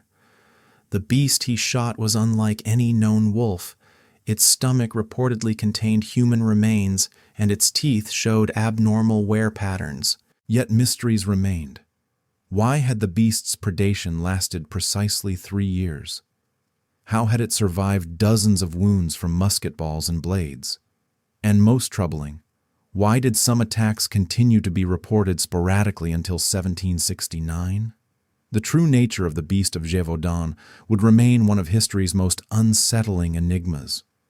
The killing of the beast in 1767 did not end the questions surrounding Gévaudan's nightmare. If anything, the mystery only deepened in the centuries that followed. The official death toll stands at 123 confirmed victims, though parish records suggest the true number may exceed 150 when accounting for missing persons and unreported attacks in remote areas. What makes these numbers particularly chilling is the demographic. Nearly 80% were children under 16, and 70% were female, suggesting either deliberate selection or some disturbing hunting preference. The creature's carcass, transported to Versailles amid great fanfare, vanished from royal archives sometime during the French Revolution. What remains are contradictory contemporary descriptions from those who examined it firsthand. The king's naturalist, François Desportes, recorded measurements of a 5 feet 9 inches specimen with several abnormal features: a sagittal crest, bony ridge on its skull far more pronounced than any wolf's, elongated canine teeth showing unusual wear patterns, and a second set of partially developed teeth behind the primary canines, a dental anomaly unknown in European canids. Most puzzling were its paws, described as having semi-opposable thumbs and claws that could partially retract like a cat's. Modern forensic analysis of attack records reveals disturbing patterns. The beast's hunting territory covered approximately 800 square miles of rugged terrain, yet it somehow navigated this vast area with uncanny efficiency, often appearing in distant locations within days. Attack timelines show lunar periodicity, spikes in violence coinciding with full moons, though this may be coincidental. The wounds on victims display troubling consistency, deep punctures to the skull consistent with extremely powerful jaws, yet precise incisions to major arteries suggesting almost surgical precision. Several scientific theories have emerged to explain the phenomenon. The hybrid theory suggests the beast may have been an unnatural crossbreed, possibly between a large wolf and a mastiff or other powerful dog breed. This could account for its size and some anatomical anomalies. In 2009, DNA testing on a tooth allegedly from the beast, held in a private collection, showed markers consistent with both wolf and domestic dog lineages, though the sample's authenticity remains debated. The exotic animal theory proposes it may have been an escaped menagerie creature, perhaps a striped hyena or prehistoric survivor. French naturalist Michel Louis argues it could have been a surviving specimen of the extinct dire wolf, known for its massive size and bone-crushing bite force. Others point to the description matching certain African predators like the spotted hyena, which was occasionally imported by European nobility. The most chilling possibility is the human involvement theory.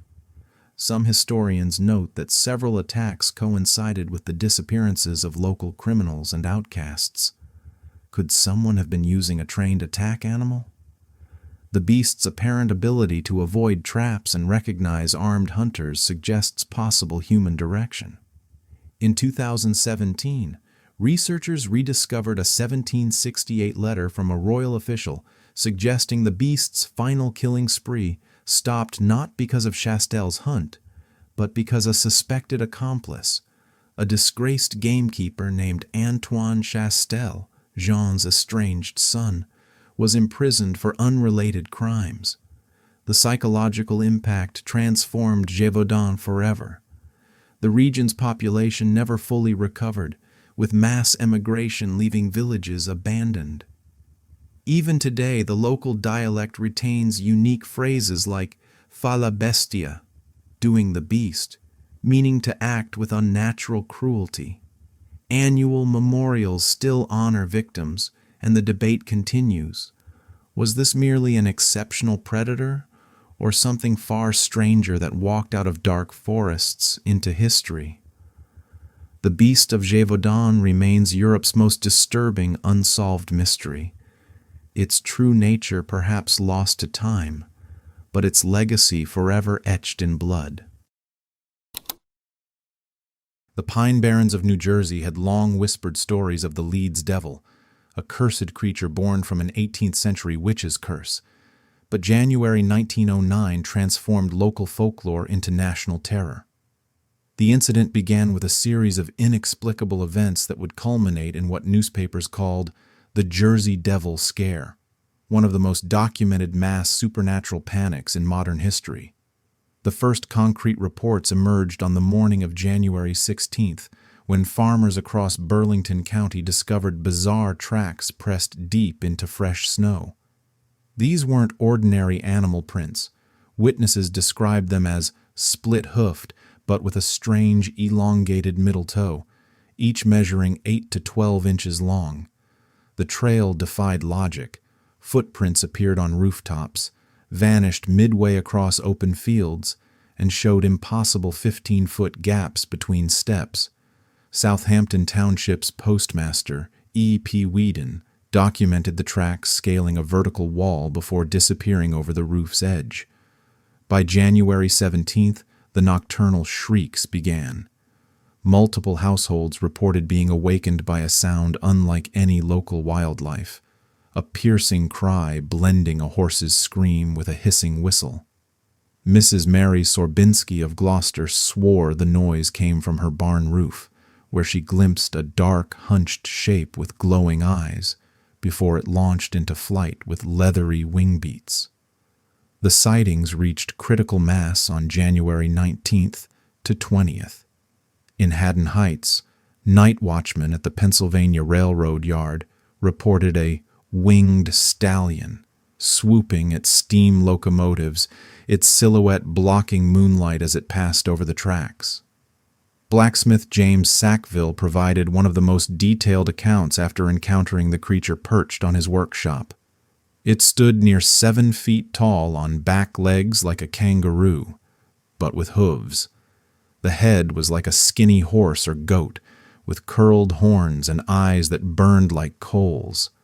Front arms ended in claws that gripped the roof shingles. Worst was the smell, like a slaughterhouse left in the sun. Panic erupted when respected businessman E.W. Minster reported an attack on his carriage near Bristol. The creature allegedly landed on his horse's back, its claws tangling in the reins as it emitted a guttural scream. The horse collapsed dead within the hour, though veterinarians found no wounds, just froth-filled lungs and a burst heart. Newspapers fueled the hysteria.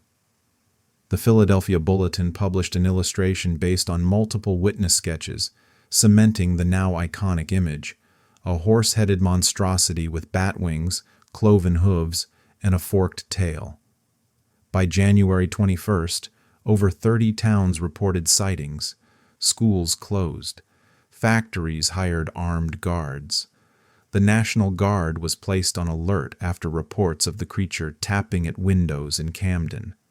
Then, on January 23rd, as abruptly as it began, the sightings stopped. The Philadelphia Zoo director later claimed responsibility, stating he'd staged the events with a hoaxed devil, likely a costumed actor. But records show his confession came weeks after the panic ended, and many witnesses maintained until death that what they'd seen was no man in a costume. The 1909 outbreak left an indelible mark. Over 100 newspaper articles documented the events. The Smithsonian Institution briefly investigated. And though later sightings would occur, none matched the scale or consistency of those 8 days in January, when thousands swore an ancient nightmare had awakened in the Pine Barrens. The legend of the Jersey Devil runs far deeper than the famous 1909 panic, with documented sightings stretching back to the earliest days of colonial settlement. The most commonly repeated origin story traces back to 1735, when a Leeds Point woman named Deborah Leeds supposedly gave birth to her 13th child during a violent thunderstorm. According to local accounts, the midwife in attendance swore the baby transformed before her eyes, its limbs elongating, leathery wings bursting from its back, and its face taking on equine features before it escaped through the chimney with an unearthly shriek. While historians debate the factual basis of this tale, records from the Burlington County Historical Society confirm that a Leeds family did reside in the Pine Barrens during this period, and their homestead became ground zero for early sightings. The first official documentation comes from 1740, when Reverend John Brainerd recorded in his journal that several parishioners had reported seeing a flying demon with the head of a goat and wings like a bat near Quaker Bridge. During the Revolutionary War, naval hero Commodore Stephen Decatur filed a curious report while testing cannonballs at the Hanover Iron Works in 1808. He claimed to have fired directly at a winged creature perched on a sand dune, only to watch the projectile pass through it harmlessly. This account gained credibility when several foundry workers corroborated the story under oath. Throughout the early 1800s, sporadic sightings continued. Newspaper archives reveal that in 1820, a strange series of livestock mutilations in Tuckerton were blamed on the Leeds Devil, with several witnesses describing a horse-faced monster seen flying near the carcasses. The creature's reputation grew so pronounced that in 1840, showman P.T. Barnum offered a $10,000 reward for its capture, hoping to exhibit it in his American Museum in New York.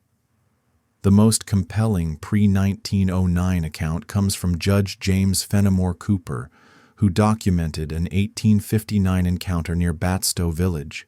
His sworn affidavit describes a creature some 7 feet in length with the head of a ram, wings like a monstrous bat, and hind legs like those of a crane. He noted its eyes glowed like heated coals, and that it left behind a sulphurous stench that lingered for hours. This description matches nearly identical details that would emerge during the 1909 panic, suggesting generations of witnesses were encountering the same inexplicable creature. These historical records reveal disturbing patterns that challenge simple folklore explanations. The consistency of descriptions across centuries, the multiple sworn affidavits from respected community members, and the recurring physical evidence like sulphurous odors and unusual footprints all suggest something more than mere legend was haunting the Pine Barrens long before the 20th century mass hysteria. The 1909 panic may have been the Jersey Devil's most infamous outbreak, but sightings never truly stopped. Over the past century, encounters with the creature have continued at a steady pace, with each era adding new layers to the mystery. The 1920s saw a resurgence of reports, particularly among Prohibition-era bootleggers operating in the Pine Barrens. Many claimed the devil would stalk their stills, its shrieks echoing through the pines at night. In 1925, a group of trappers near Chatsworth reported finding a series of mutilated fox carcasses arranged in a perfect circle, their blood drained but no visible wounds, an eerie signature that would reappear in later decades. World War II brought military personnel into the Barrens, and with them, new witnesses. In 1942, soldiers training at Camp Dix filed multiple reports of a fast-moving winged figure observing their maneuvers from the tree line. One serviceman, Private John McNeil, swore he fired an entire clip from his M1 Garand at the creature at close range, only for it to take flight unharmed. Military police investigated but found no evidence of hoaxes or trespassers. The 1960s introduced the Jersey Devil to the space age. On November 16, 1966, just 2 weeks before the famous Point Pleasant Mothman sightings began, a Newark couple driving through the Barrens at night reported a large, winged humanoid keeping pace with their car at 60 miles per hour before veering off into the trees. That same year, a team of Rutgers University biologists investigating strange vocalizations in the pines recorded an unknown, high-pitched screech that matched no known animal, a recording that still defies analysis today. The most compelling modern evidence emerged in 1993, when a group of hikers near Wharton State Forest captured shaky video footage of a dark, fast-moving figure with what appeared to be wings. Enhanced frames revealed an elongated head and glowing eyes, but the footage was too grainy for definitive analysis. More convincing were the accompanying photographs of massive, three-toed tracks in the mud, identical to those described in 1909. Recent years have seen a shift in encounters. Since 2010, most reports describe the creature behaving more aggressively, chasing vehicles, scratching at cabin doors, and leaving mutilated deer carcasses with surgical precision. Thermal imaging from a 2018 drone survey briefly captured a large, warm-bodied figure moving through the trees at unnatural speeds before the signal mysteriously failed. Scientists remain divided. Some argue the devil could be an undiscovered species of large owl or bat. Others point to the Pine Barrens' unique ecosystem. Its acidic water and mineral-rich soil may explain the sulfur smell. But no theory accounts for all the evidence. The centuries of consistent descriptions, the military-grade weapons failing to stop it, or the way it seems to vanish and reappear across vast distances. The Jersey Devil endures because it refuses to be explained. It's more than a legend. It's a living mystery, still out there in those 500,000 acres of wilderness, waiting for the next unlucky traveler to glimpse its glowing eyes in the darkness between the pines. The quiet mountain town of Flatwoods, West Virginia, was forever changed on the evening of September 12, 1952, when an encounter on a darkened hillside would become one of the most meticulously documented and unsettling UFO cases in American history. The incident began just after sunset, when brothers Edward and Fred May spotted a bright, fiery object streaking across the twilight sky before appearing to crash on a ridge near the Fisher family farm. Rushing to gather neighbors, they assembled a group of 7 witnesses whose consistent testimonies would withstand decades of scrutiny. The party included local children Neil Nunley and Ronnie Shaver, 17-year-old National Guardsman Eugene Lemon, and Kathleen May, a mother who would later provide one of the most detailed accounts. Armed with a single flashlight, they climbed the shadowy hillside, following reports of a strange, pulsating light. As they reached the crest, Lemon's flashlight beam cut through the gathering mist, illuminating something that defied rational explanation. A towering, inhuman figure standing near a twisted oak tree. Witnesses described the creature as standing at least 7 feet tall, with a round, blood-red face surrounded by a spade-shaped cowl that gave its head a distinct angular silhouette. Its body appeared dark and segmented, almost mechanical in construction, with some reporting it wore a black flowing garment, while others insisted the blackness was its actual form. Most chilling were its eyes, luminous green orbs that burned with an unnatural light. The moment the beam touched it, the creature emitted a sharp, hissing noise and began gliding toward them with eerie, floating movements. A thick metallic mist rolled across the ground, carrying with it a nauseating odor witnesses compared to burning wires or sulfur. The stench was so overpowering that Lemon collapsed, vomiting violently before losing consciousness.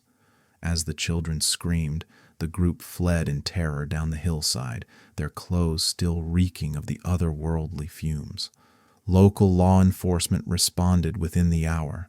Deputy Robert Carr documented physical evidence that corroborated their story.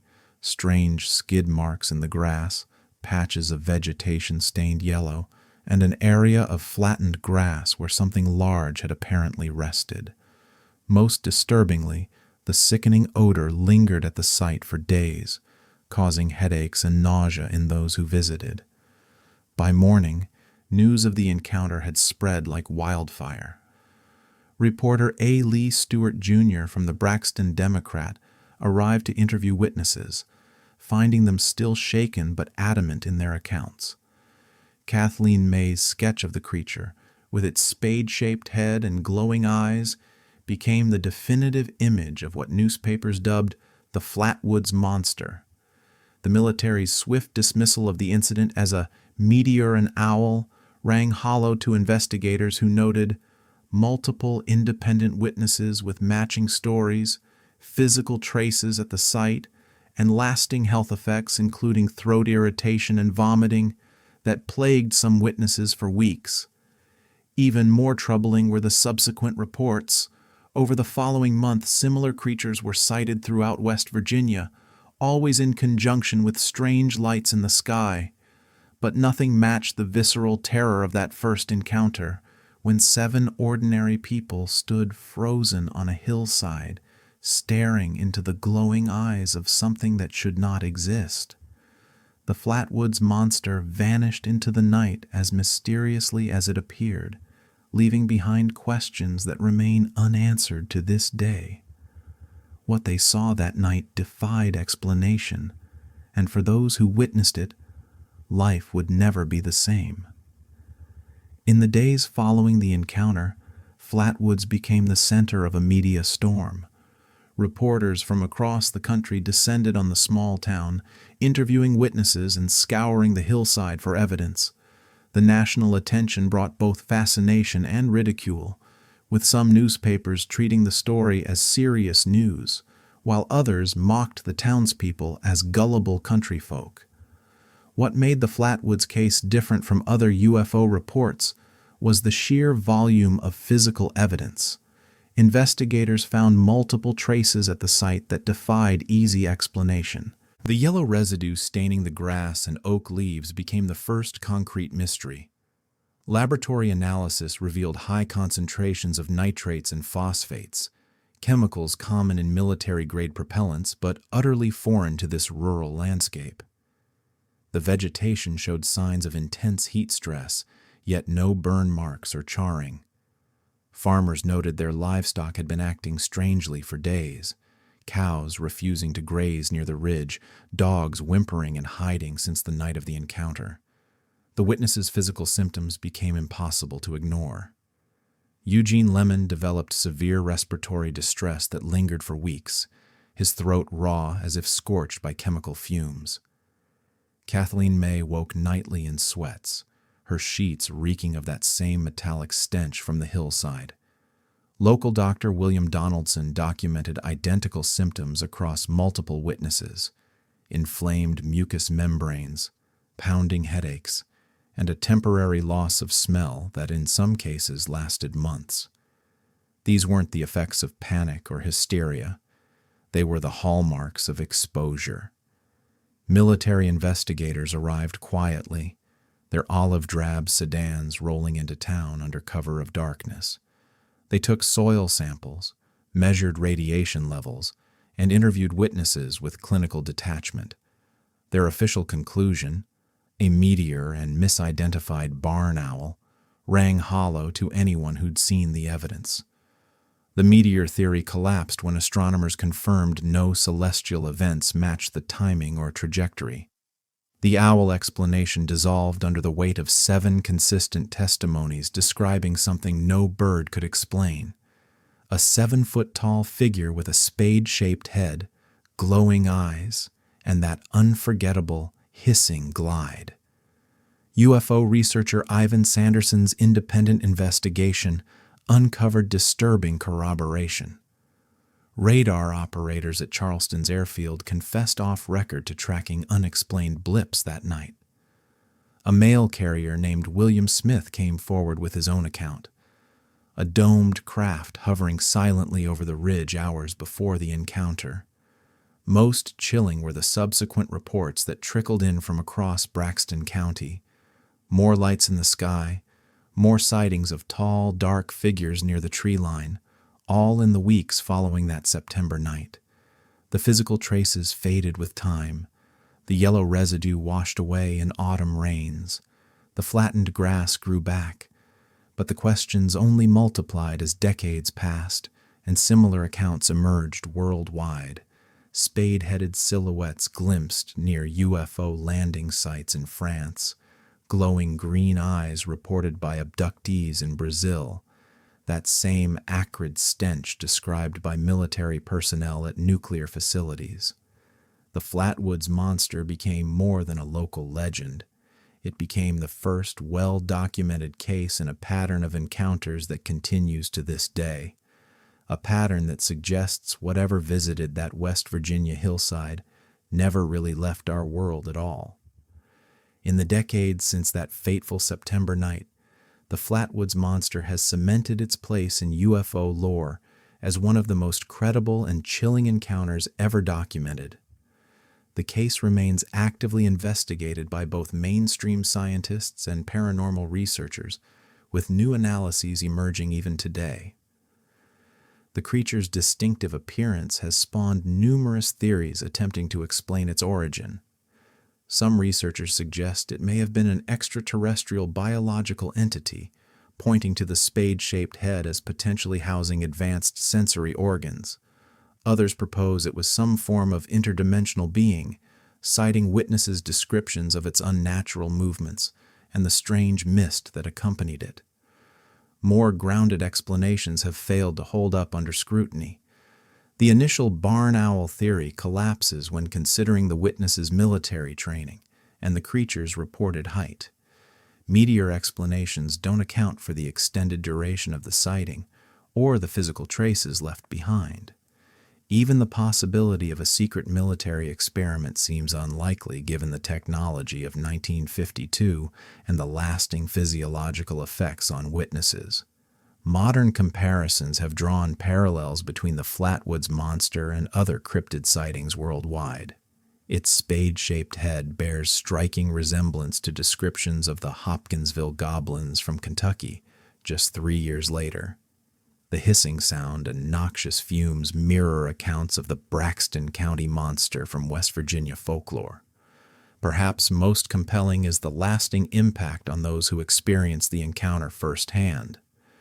Eugene Lemon suffered respiratory problems for years afterward. Kathleen May refused to discuss the incident in her later life, reportedly burning all her notes and sketches before her death.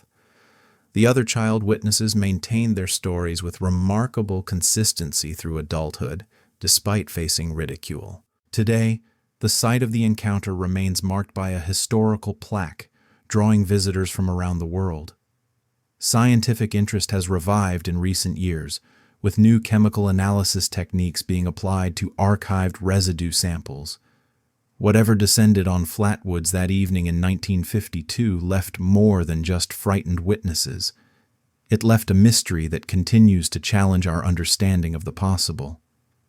The Flatwoods Monster stands as a landmark case in paranormal research, one of the few with multiple credible witnesses, physical evidence, and lasting physiological effects. In an era before digital manipulation, in a town with no history of sensationalism, 7 ordinary people came face to face with something truly extraordinary. Their accounts remain some of the most disturbing and inexplicable in the annals of unexplained phenomena.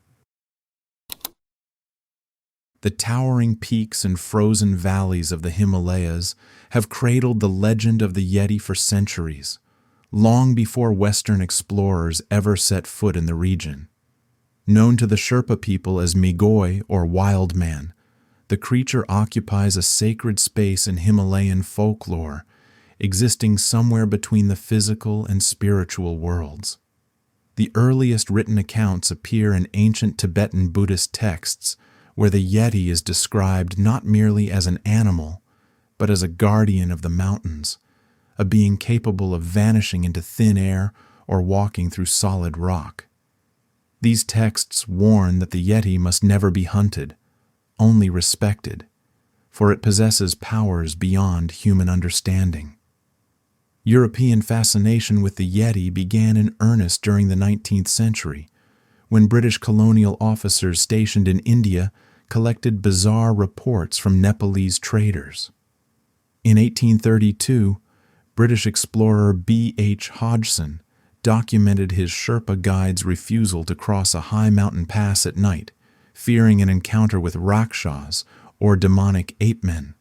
Hodgson dismissed the tales as superstition, until his porters showed him enormous human-like footprints pressed deep into snow where no human could have tread. The legend gained international attention in the 1920s, when mountaineering expeditions began pushing deeper into the Himalayas. In 1925, Greek photographer N.A. Tombazi, part of a British geological expedition near Sikkim, witnessed a dark, bipedal figure moving across a snowfield at 15,000 feet. Through his telephoto lens, he observed it for several minutes, a creature exactly like a human, but with a conical head and covered in reddish-brown hair.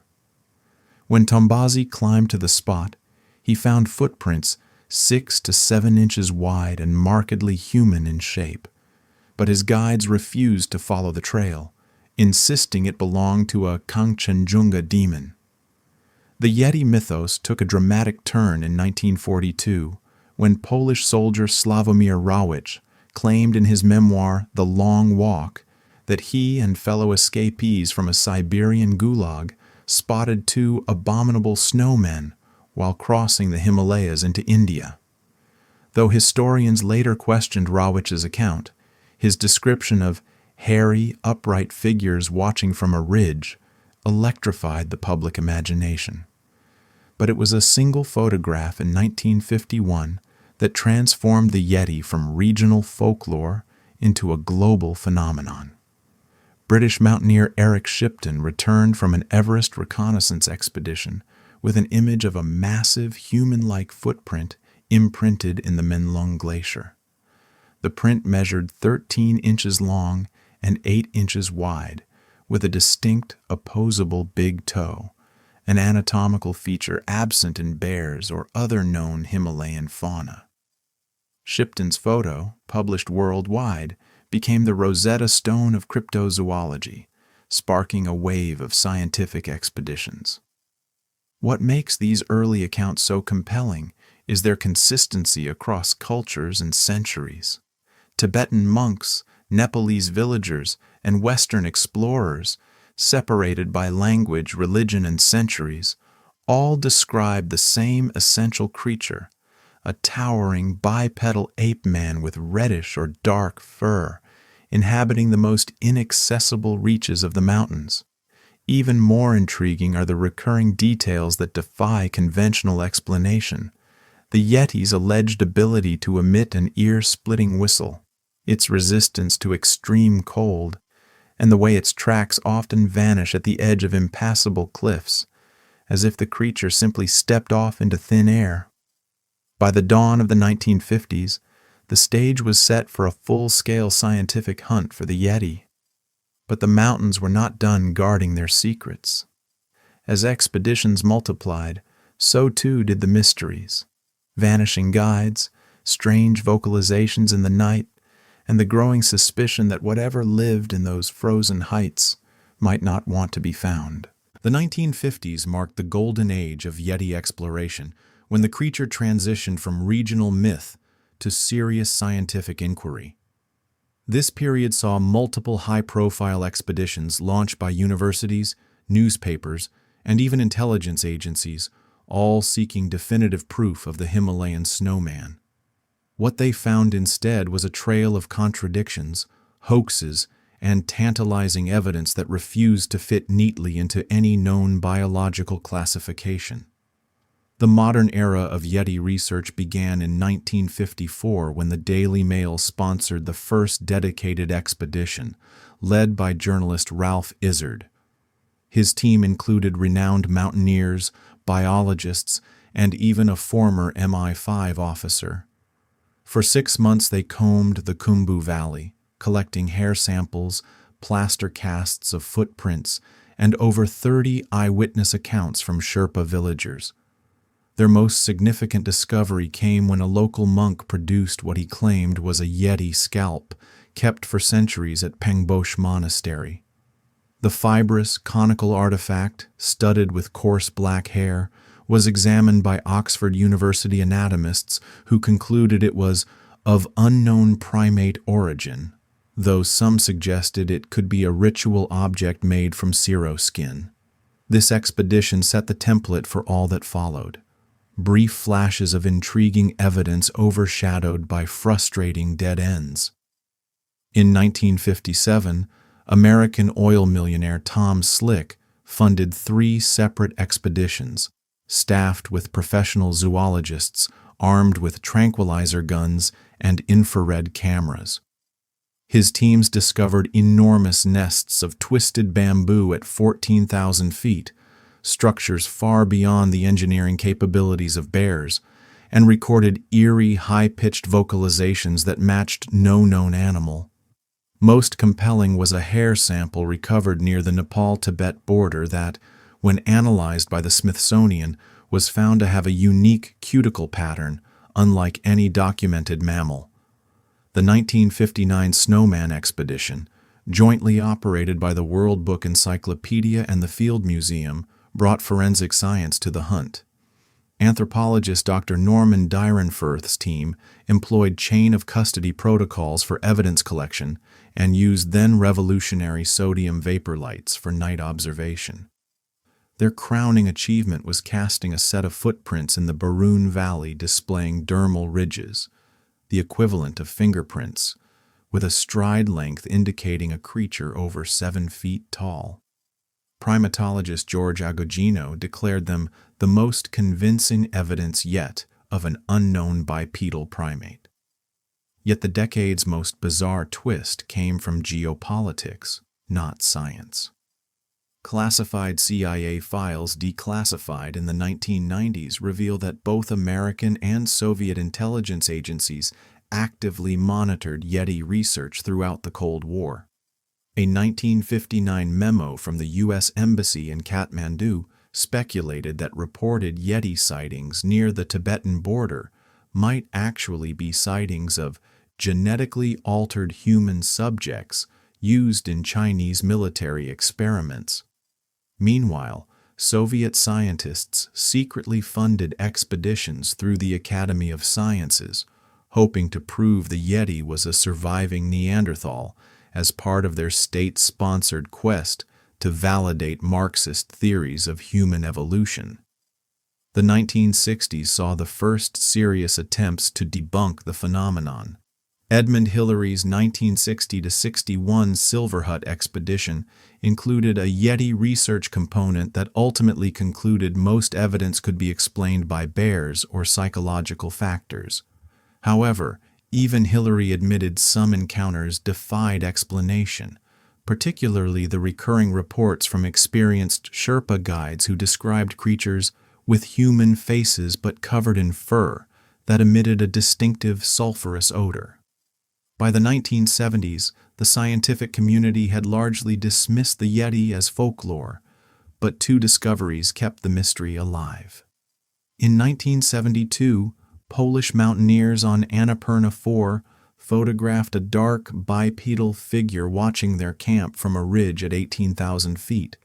Images later analyzed by NASA phototechnicians who found no evidence of tampering.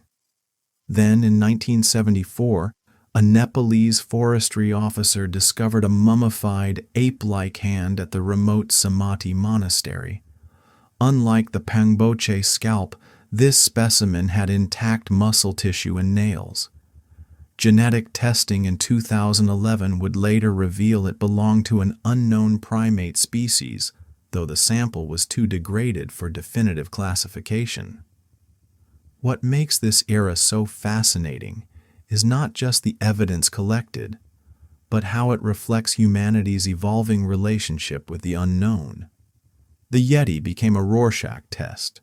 Western scientists saw a missing link, Sherpas saw a mountain spirit, and intelligence agencies saw a potential bioweapon. The mountains yielded just enough evidence to sustain the mystery, but never enough to solve it. As expeditions grew more sophisticated, so too did the phenomenon, always remaining one step ahead of human understanding. The legacy of this period endures in modern cryptozoology. The footprint casts, hair samples, and audio recordings from these expeditions remain benchmark evidence against which all new findings are measured. Yet they also serve as a cautionary tale about the limits of science when confronting something that may exist outside conventional taxonomy. For all their technology and funding, these expeditions ultimately proved one thing: the Himalayas guard their secrets well, and the Yeti, whatever it may be, wasn't ready to be discovered.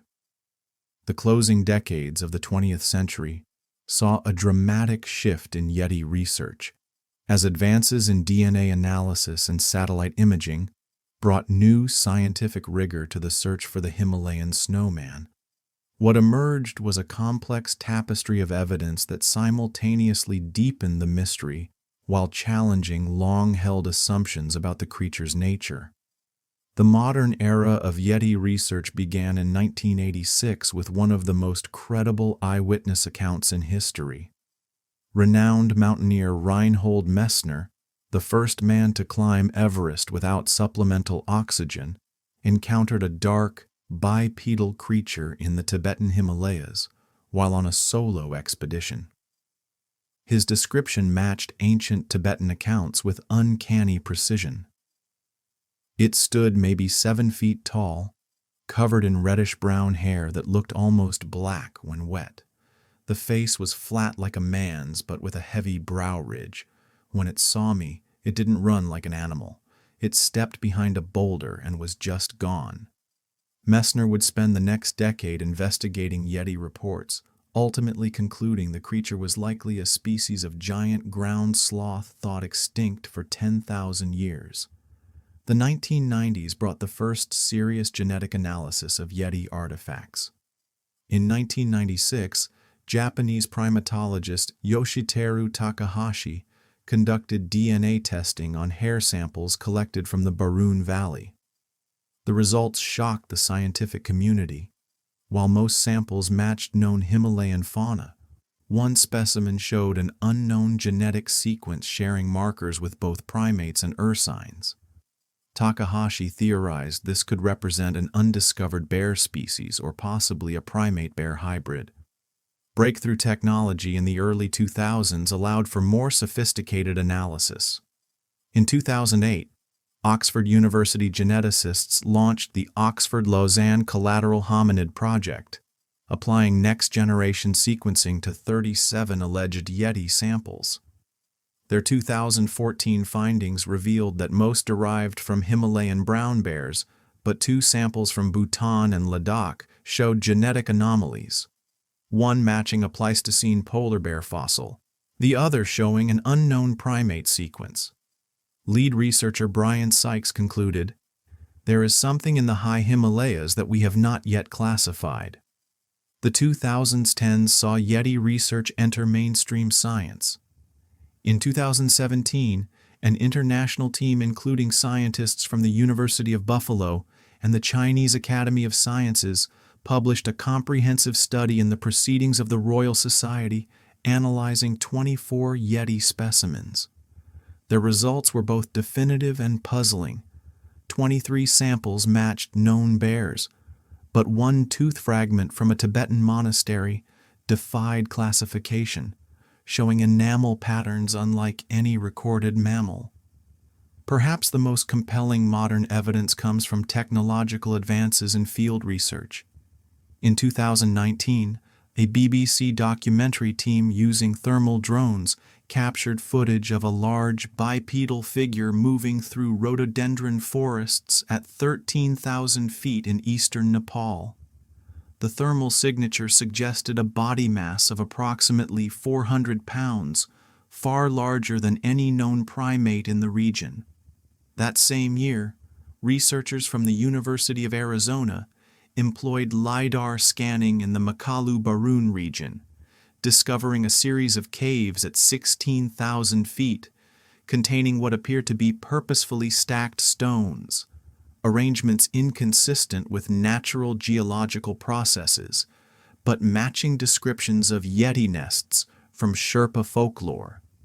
Yet for all the scientific progress, fundamental mysteries remain. The sheer volume of eyewitness accounts from experienced mountaineers and locals continues to defy easy dismissal. Modern reports describe encounters with creatures displaying behaviors unknown in bears, tool use, complex vocalizations, and what appears to be deliberate avoidance of camera traps. Some Sherpa communities maintain that there are actually multiple types of Yeti, from the giant Migoi of high altitudes to the smaller, more aggressive Métis of forested regions. The most intriguing development has been the resurgence of interest from mainstream science. In 2021, the Chinese government officially recognized the Yeren, wild man, as a protected species in certain nature reserves, while Russian researchers have proposed the Yeti may be a relic population of Denisovan hominins. Even the U.S. Department of Defense has shown interest, with recently declassified documents revealing Pentagon funding for Yeti-related DNA research as part of its Anomalous Threat Assessment Program. As we enter the third decade of the 21st century, the Yeti remains both more documented and more mysterious than ever. The evidence suggests 3 possibilities, each as extraordinary as the next: an undiscovered primate, a Pleistocene relic, or something entirely outside current biological classification. What began as Himalayan folklore has become one of the most enduring scientific mysteries of our time, a puzzle that continues to challenge our understanding of zoology, anthropology, and perhaps even human origins. The mountains have kept their secret for centuries, but with each passing year, with each new technological breakthrough, we come closer to answering the question that has haunted explorers since the first gigantic footprints were found in the snow. What walks alone in the highest places on Earth? The humid summer nights along the Little Miami River in Loveland, Ohio, have always carried an air of mystery. The river's winding path through the dense foliage creates pockets of shadow that seem to swallow the moonlight, and the chorus of bullfrogs often sounds unnervingly like something more deliberate. It was against this backdrop in June 1955 that the first concrete sighting of what would become known as the Loveland Frogmen occurred, when a traveling salesman found himself face to face with something that defied all rational explanation. The man, who would only give his name as Robert to investigators, was driving along the isolated stretch of Riverside Road around 2:30 a.m. when his headlights caught movement near the riverbank. At first, he assumed it was deer coming to drink, but as he slowed the car, the shapes resolved into something entirely different. 3 hunched figures stood in the shallow water, their postures all wrong for any animal he recognized. When one suddenly straightened to its full height, later estimated at 4 feet, the salesman's blood turned to ice. The creature's skin glistened in the headlights, a mottled green-gray that seemed to absorb the light rather than reflect it. Its face was the stuff of nightmares, a wide, lipless mouth that stretched too far across its skull, bulbous eyes that shone with an unnatural yellow-green luminescence, and deep ridges running along its hairless head like some grotesque parody of human facial structure. What happened next would haunt the witness for the rest of his life. One of the creatures raised what appeared to be a slender rod or wand above its head. A crackling sound filled the air, and for a brief instant the salesman swore he saw sparks dancing between the object and the night sky. Then, with movements too fluid to be natural, all 3 figures turned and vanished into the river with barely a ripple. The encounter lasted less than 30 seconds, but it left the man so shaken he abandoned his car and ran nearly a mile to the nearest farmhouse, where the skeptical owners nevertheless called the local police. For years, the story circulated as little more than an odd local legend, until March 1972, when the frogmen reappeared to 2 of the last witnesses anyone would expect to believe in such things, veteran police officers. On the frigid night of March 3rd, Officer Ray Shockey was conducting a routine patrol along the same stretch of Riverside Road when his headlights illuminated a hunched figure perched precariously on the railing of the old bridge spanning the Little Miami. His initial assumption, that it was an injured animal, lasted only until the thing stood fully upright and turned to face him. In his official report, Shockey described the creature as having thick, leathery skin like a lizard or frog, but standing completely erect like a man. Most disturbing were its eyes, the same glowing orbs from the 1955 account, which locked onto the officer with what he could only describe as calculating intelligence. The standoff lasted only seconds before the frogman vaulted over the railing with impossible agility, disappearing into the darkness below. A search of the riverbank revealed no tracks, no traces, just the lingering smell of ozone and something faintly rotten, like old seaweed.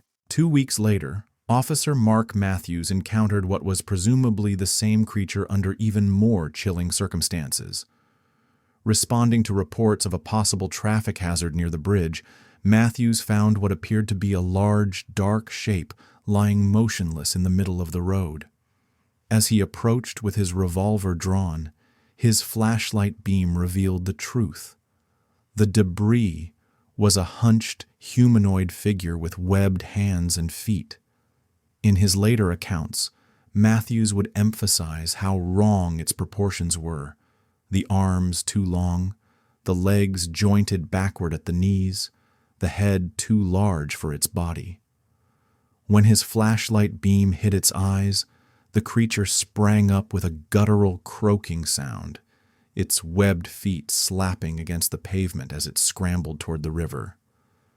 Matthews fired 3 shots, all misses, and the frogman vanished into the water without a trace. The aftermath of these encounters revealed troubling details that lent credence to the stories. Local historians digging through archives found references to similar creatures in Native American legends from the area, particularly the Shawnee tribe's tales of water spirits that could summon storms. More concrete was the 1966 account from construction workers who reported finding strange, 3-toed footprints leading from the river to their job site, prints that matched nothing in any zoology guide. Perhaps most unsettling was Officer Matthews's deathbed confession years later. The veteran policeman admitted he had lied about one detail in his official report. When the creature turned to face him that night, its lipless mouth hadn't been expressionless. As it fled into the darkness, he swore it had looked back at him with what could only be described as a smile, a grotesque stretching of that wide mouth that revealed rows of small, needle-like teeth. That single detail, more than anything else, convinced him that whatever he had encountered that night wasn't just an animal.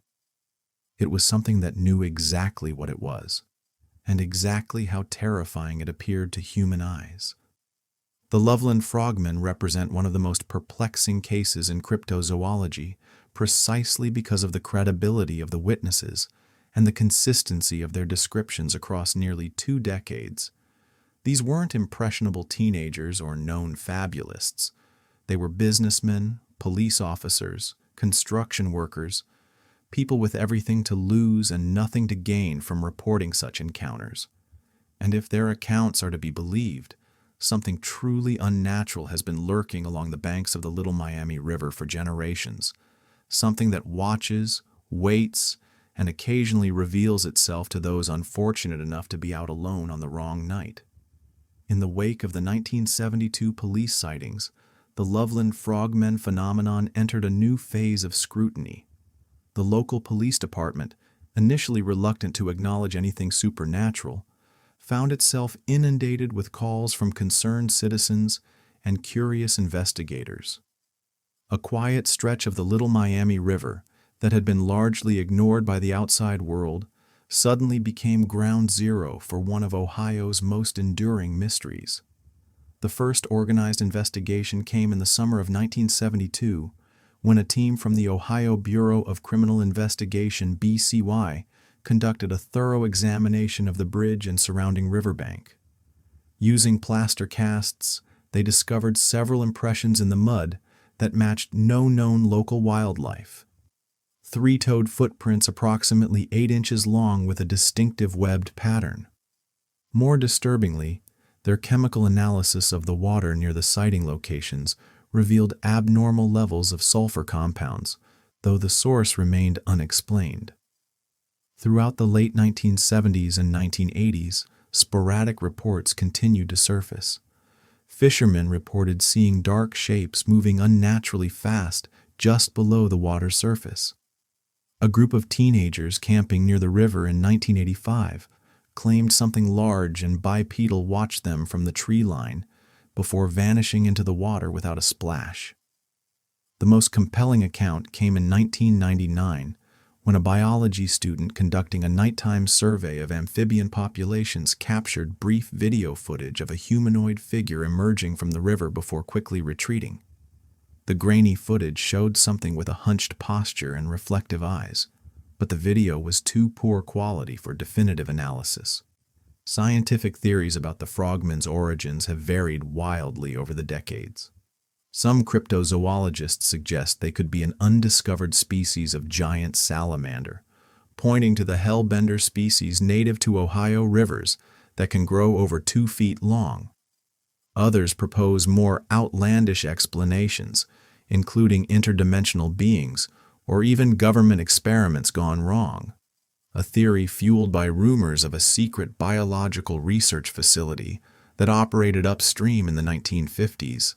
The most intriguing modern development came in 2016, when an urban exploration team using sonar equipment detected several large, fast-moving objects in deep sections of the Little Miami River that defied conventional identification. The objects displayed swimming patterns unlike any known fish or reptile in the region, alternating between rapid bursts of speed and complete stillness. Local folklore offers its own explanations. Older residents speak of an ancient river spirit that takes different forms to test humanity's respect for nature. Some Native American traditions describe similar creatures as guardians of sacred waters. Whether supernatural entity, undiscovered species, or something else entirely, the Loveland Frogmen remain an open case, one that continues to surface whenever people start to forget, whenever the nights grow particularly dark and quiet along that lonely stretch of river. The most unsettling question isn't whether these creatures exist, but why they seem so intent on being seen, and what they might want from those who encounter them. The Loveland Frogmen have burrowed deep into Ohio's cultural consciousness, transforming from local oddity to full-fledged regional legend. What began as scattered eyewitness accounts has blossomed into a phenomenon that continues to captivate paranormal investigators, scientists, and curious visitors alike. The stretch of Riverside Road near the old bridge has become an unlikely pilgrimage site, drawing everyone from amateur cryptozoologists to documentary film crews hoping to catch a glimpse of the infamous creatures. Local businesses have embraced the legend with a mix of amusement and reverence. The Loveland Frogmen feature prominently in the town's annual Frog Fest celebration, where bakeries sell frog-shaped cookies and bars serve bright green cocktails with names like Swamp Juice and Lizard Man Lager. A life-sized bronze statue of the creature now stands near the sighting locations, its plaque reading simply, "In honor of the mysteries that still walk among us." This commercialization might seem to trivialize the encounters, but many longtime residents insist it serves an important purpose, keeping the story alive until science can provide real answers. The scientific community remains divided but increasingly intrigued. In 2018, a team from the University of Cincinnati conducted an extensive environmental DNA study of the Little Miami River, hoping to identify any unknown species that might explain the sightings. While they found no definitive proof of amphibious humanoids, their results did reveal several genetic sequences that couldn't be matched to any known Ohio wildlife. Dr. Eleanor Chang, the lead biologist on the project, noted, "There are still gaps in our understanding of river ecosystems. The idea that something large and undiscovered could exist, especially something nocturnal and highly elusive, isn't as far-fetched as people might think." Modern sightings continue to follow a disturbing pattern. Unlike typical cryptid reports that fade over time, frogmen encounters have maintained remarkable consistency across decades. Witnesses still describe the same glowing eyes, the same unnatural movements, and that same distinctive sulfurous odor first reported in 1955.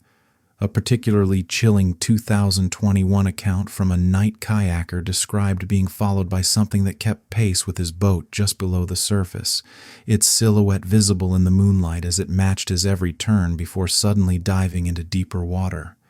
Perhaps most compelling are the psychological effects on those who claim to have encountered the creatures.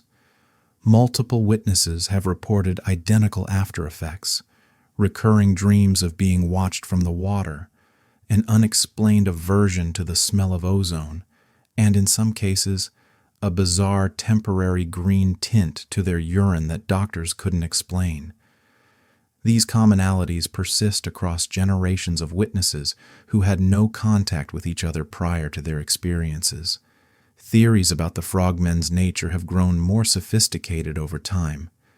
Some researchers now speculate they could represent a relic population of an ancient amphibian species, perhaps even a surviving member of the temnospondylus, prehistoric creatures that displayed both amphibious and reptilian traits.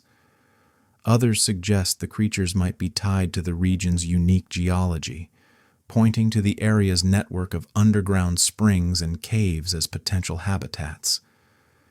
A fringe group of researchers has even proposed the controversial ultra-terrestrial theory, that the frogmen aren't biological entities at all, but manifestations of some unknown intelligence native to the area. As technology advances, so too does the search for answers. Thermal drones now regularly sweep the riverbanks at night, while underwater ROVs explore the Little Miami's deepest pools. In 2022, a a team of paranormal investigators using full-spectrum cameras captured what appears to be a humanoid figure submerged just below the water surface, its eyes reflecting the infrared light in a way that matched historical descriptions. The image remains hotly debated. What makes the Loveland Frogmen unique among cryptid phenomena is their persistence. Most legendary creatures fade into obscurity after a few years, but the frogmen continue to appear with stubborn regularity. Whether they're undiscovered animals, something more supernatural, or simply a collective hallucination born from the river's eerie atmosphere, they've become an inseparable part of Loveland's identity. The final truth may remain elusive, but one thing is certain. As long as the Little Miami continues to flow, as long as fog gathers on its surface on quiet summer nights, people will keep watching the water's edge. And if the legends are true, something may well be watching back.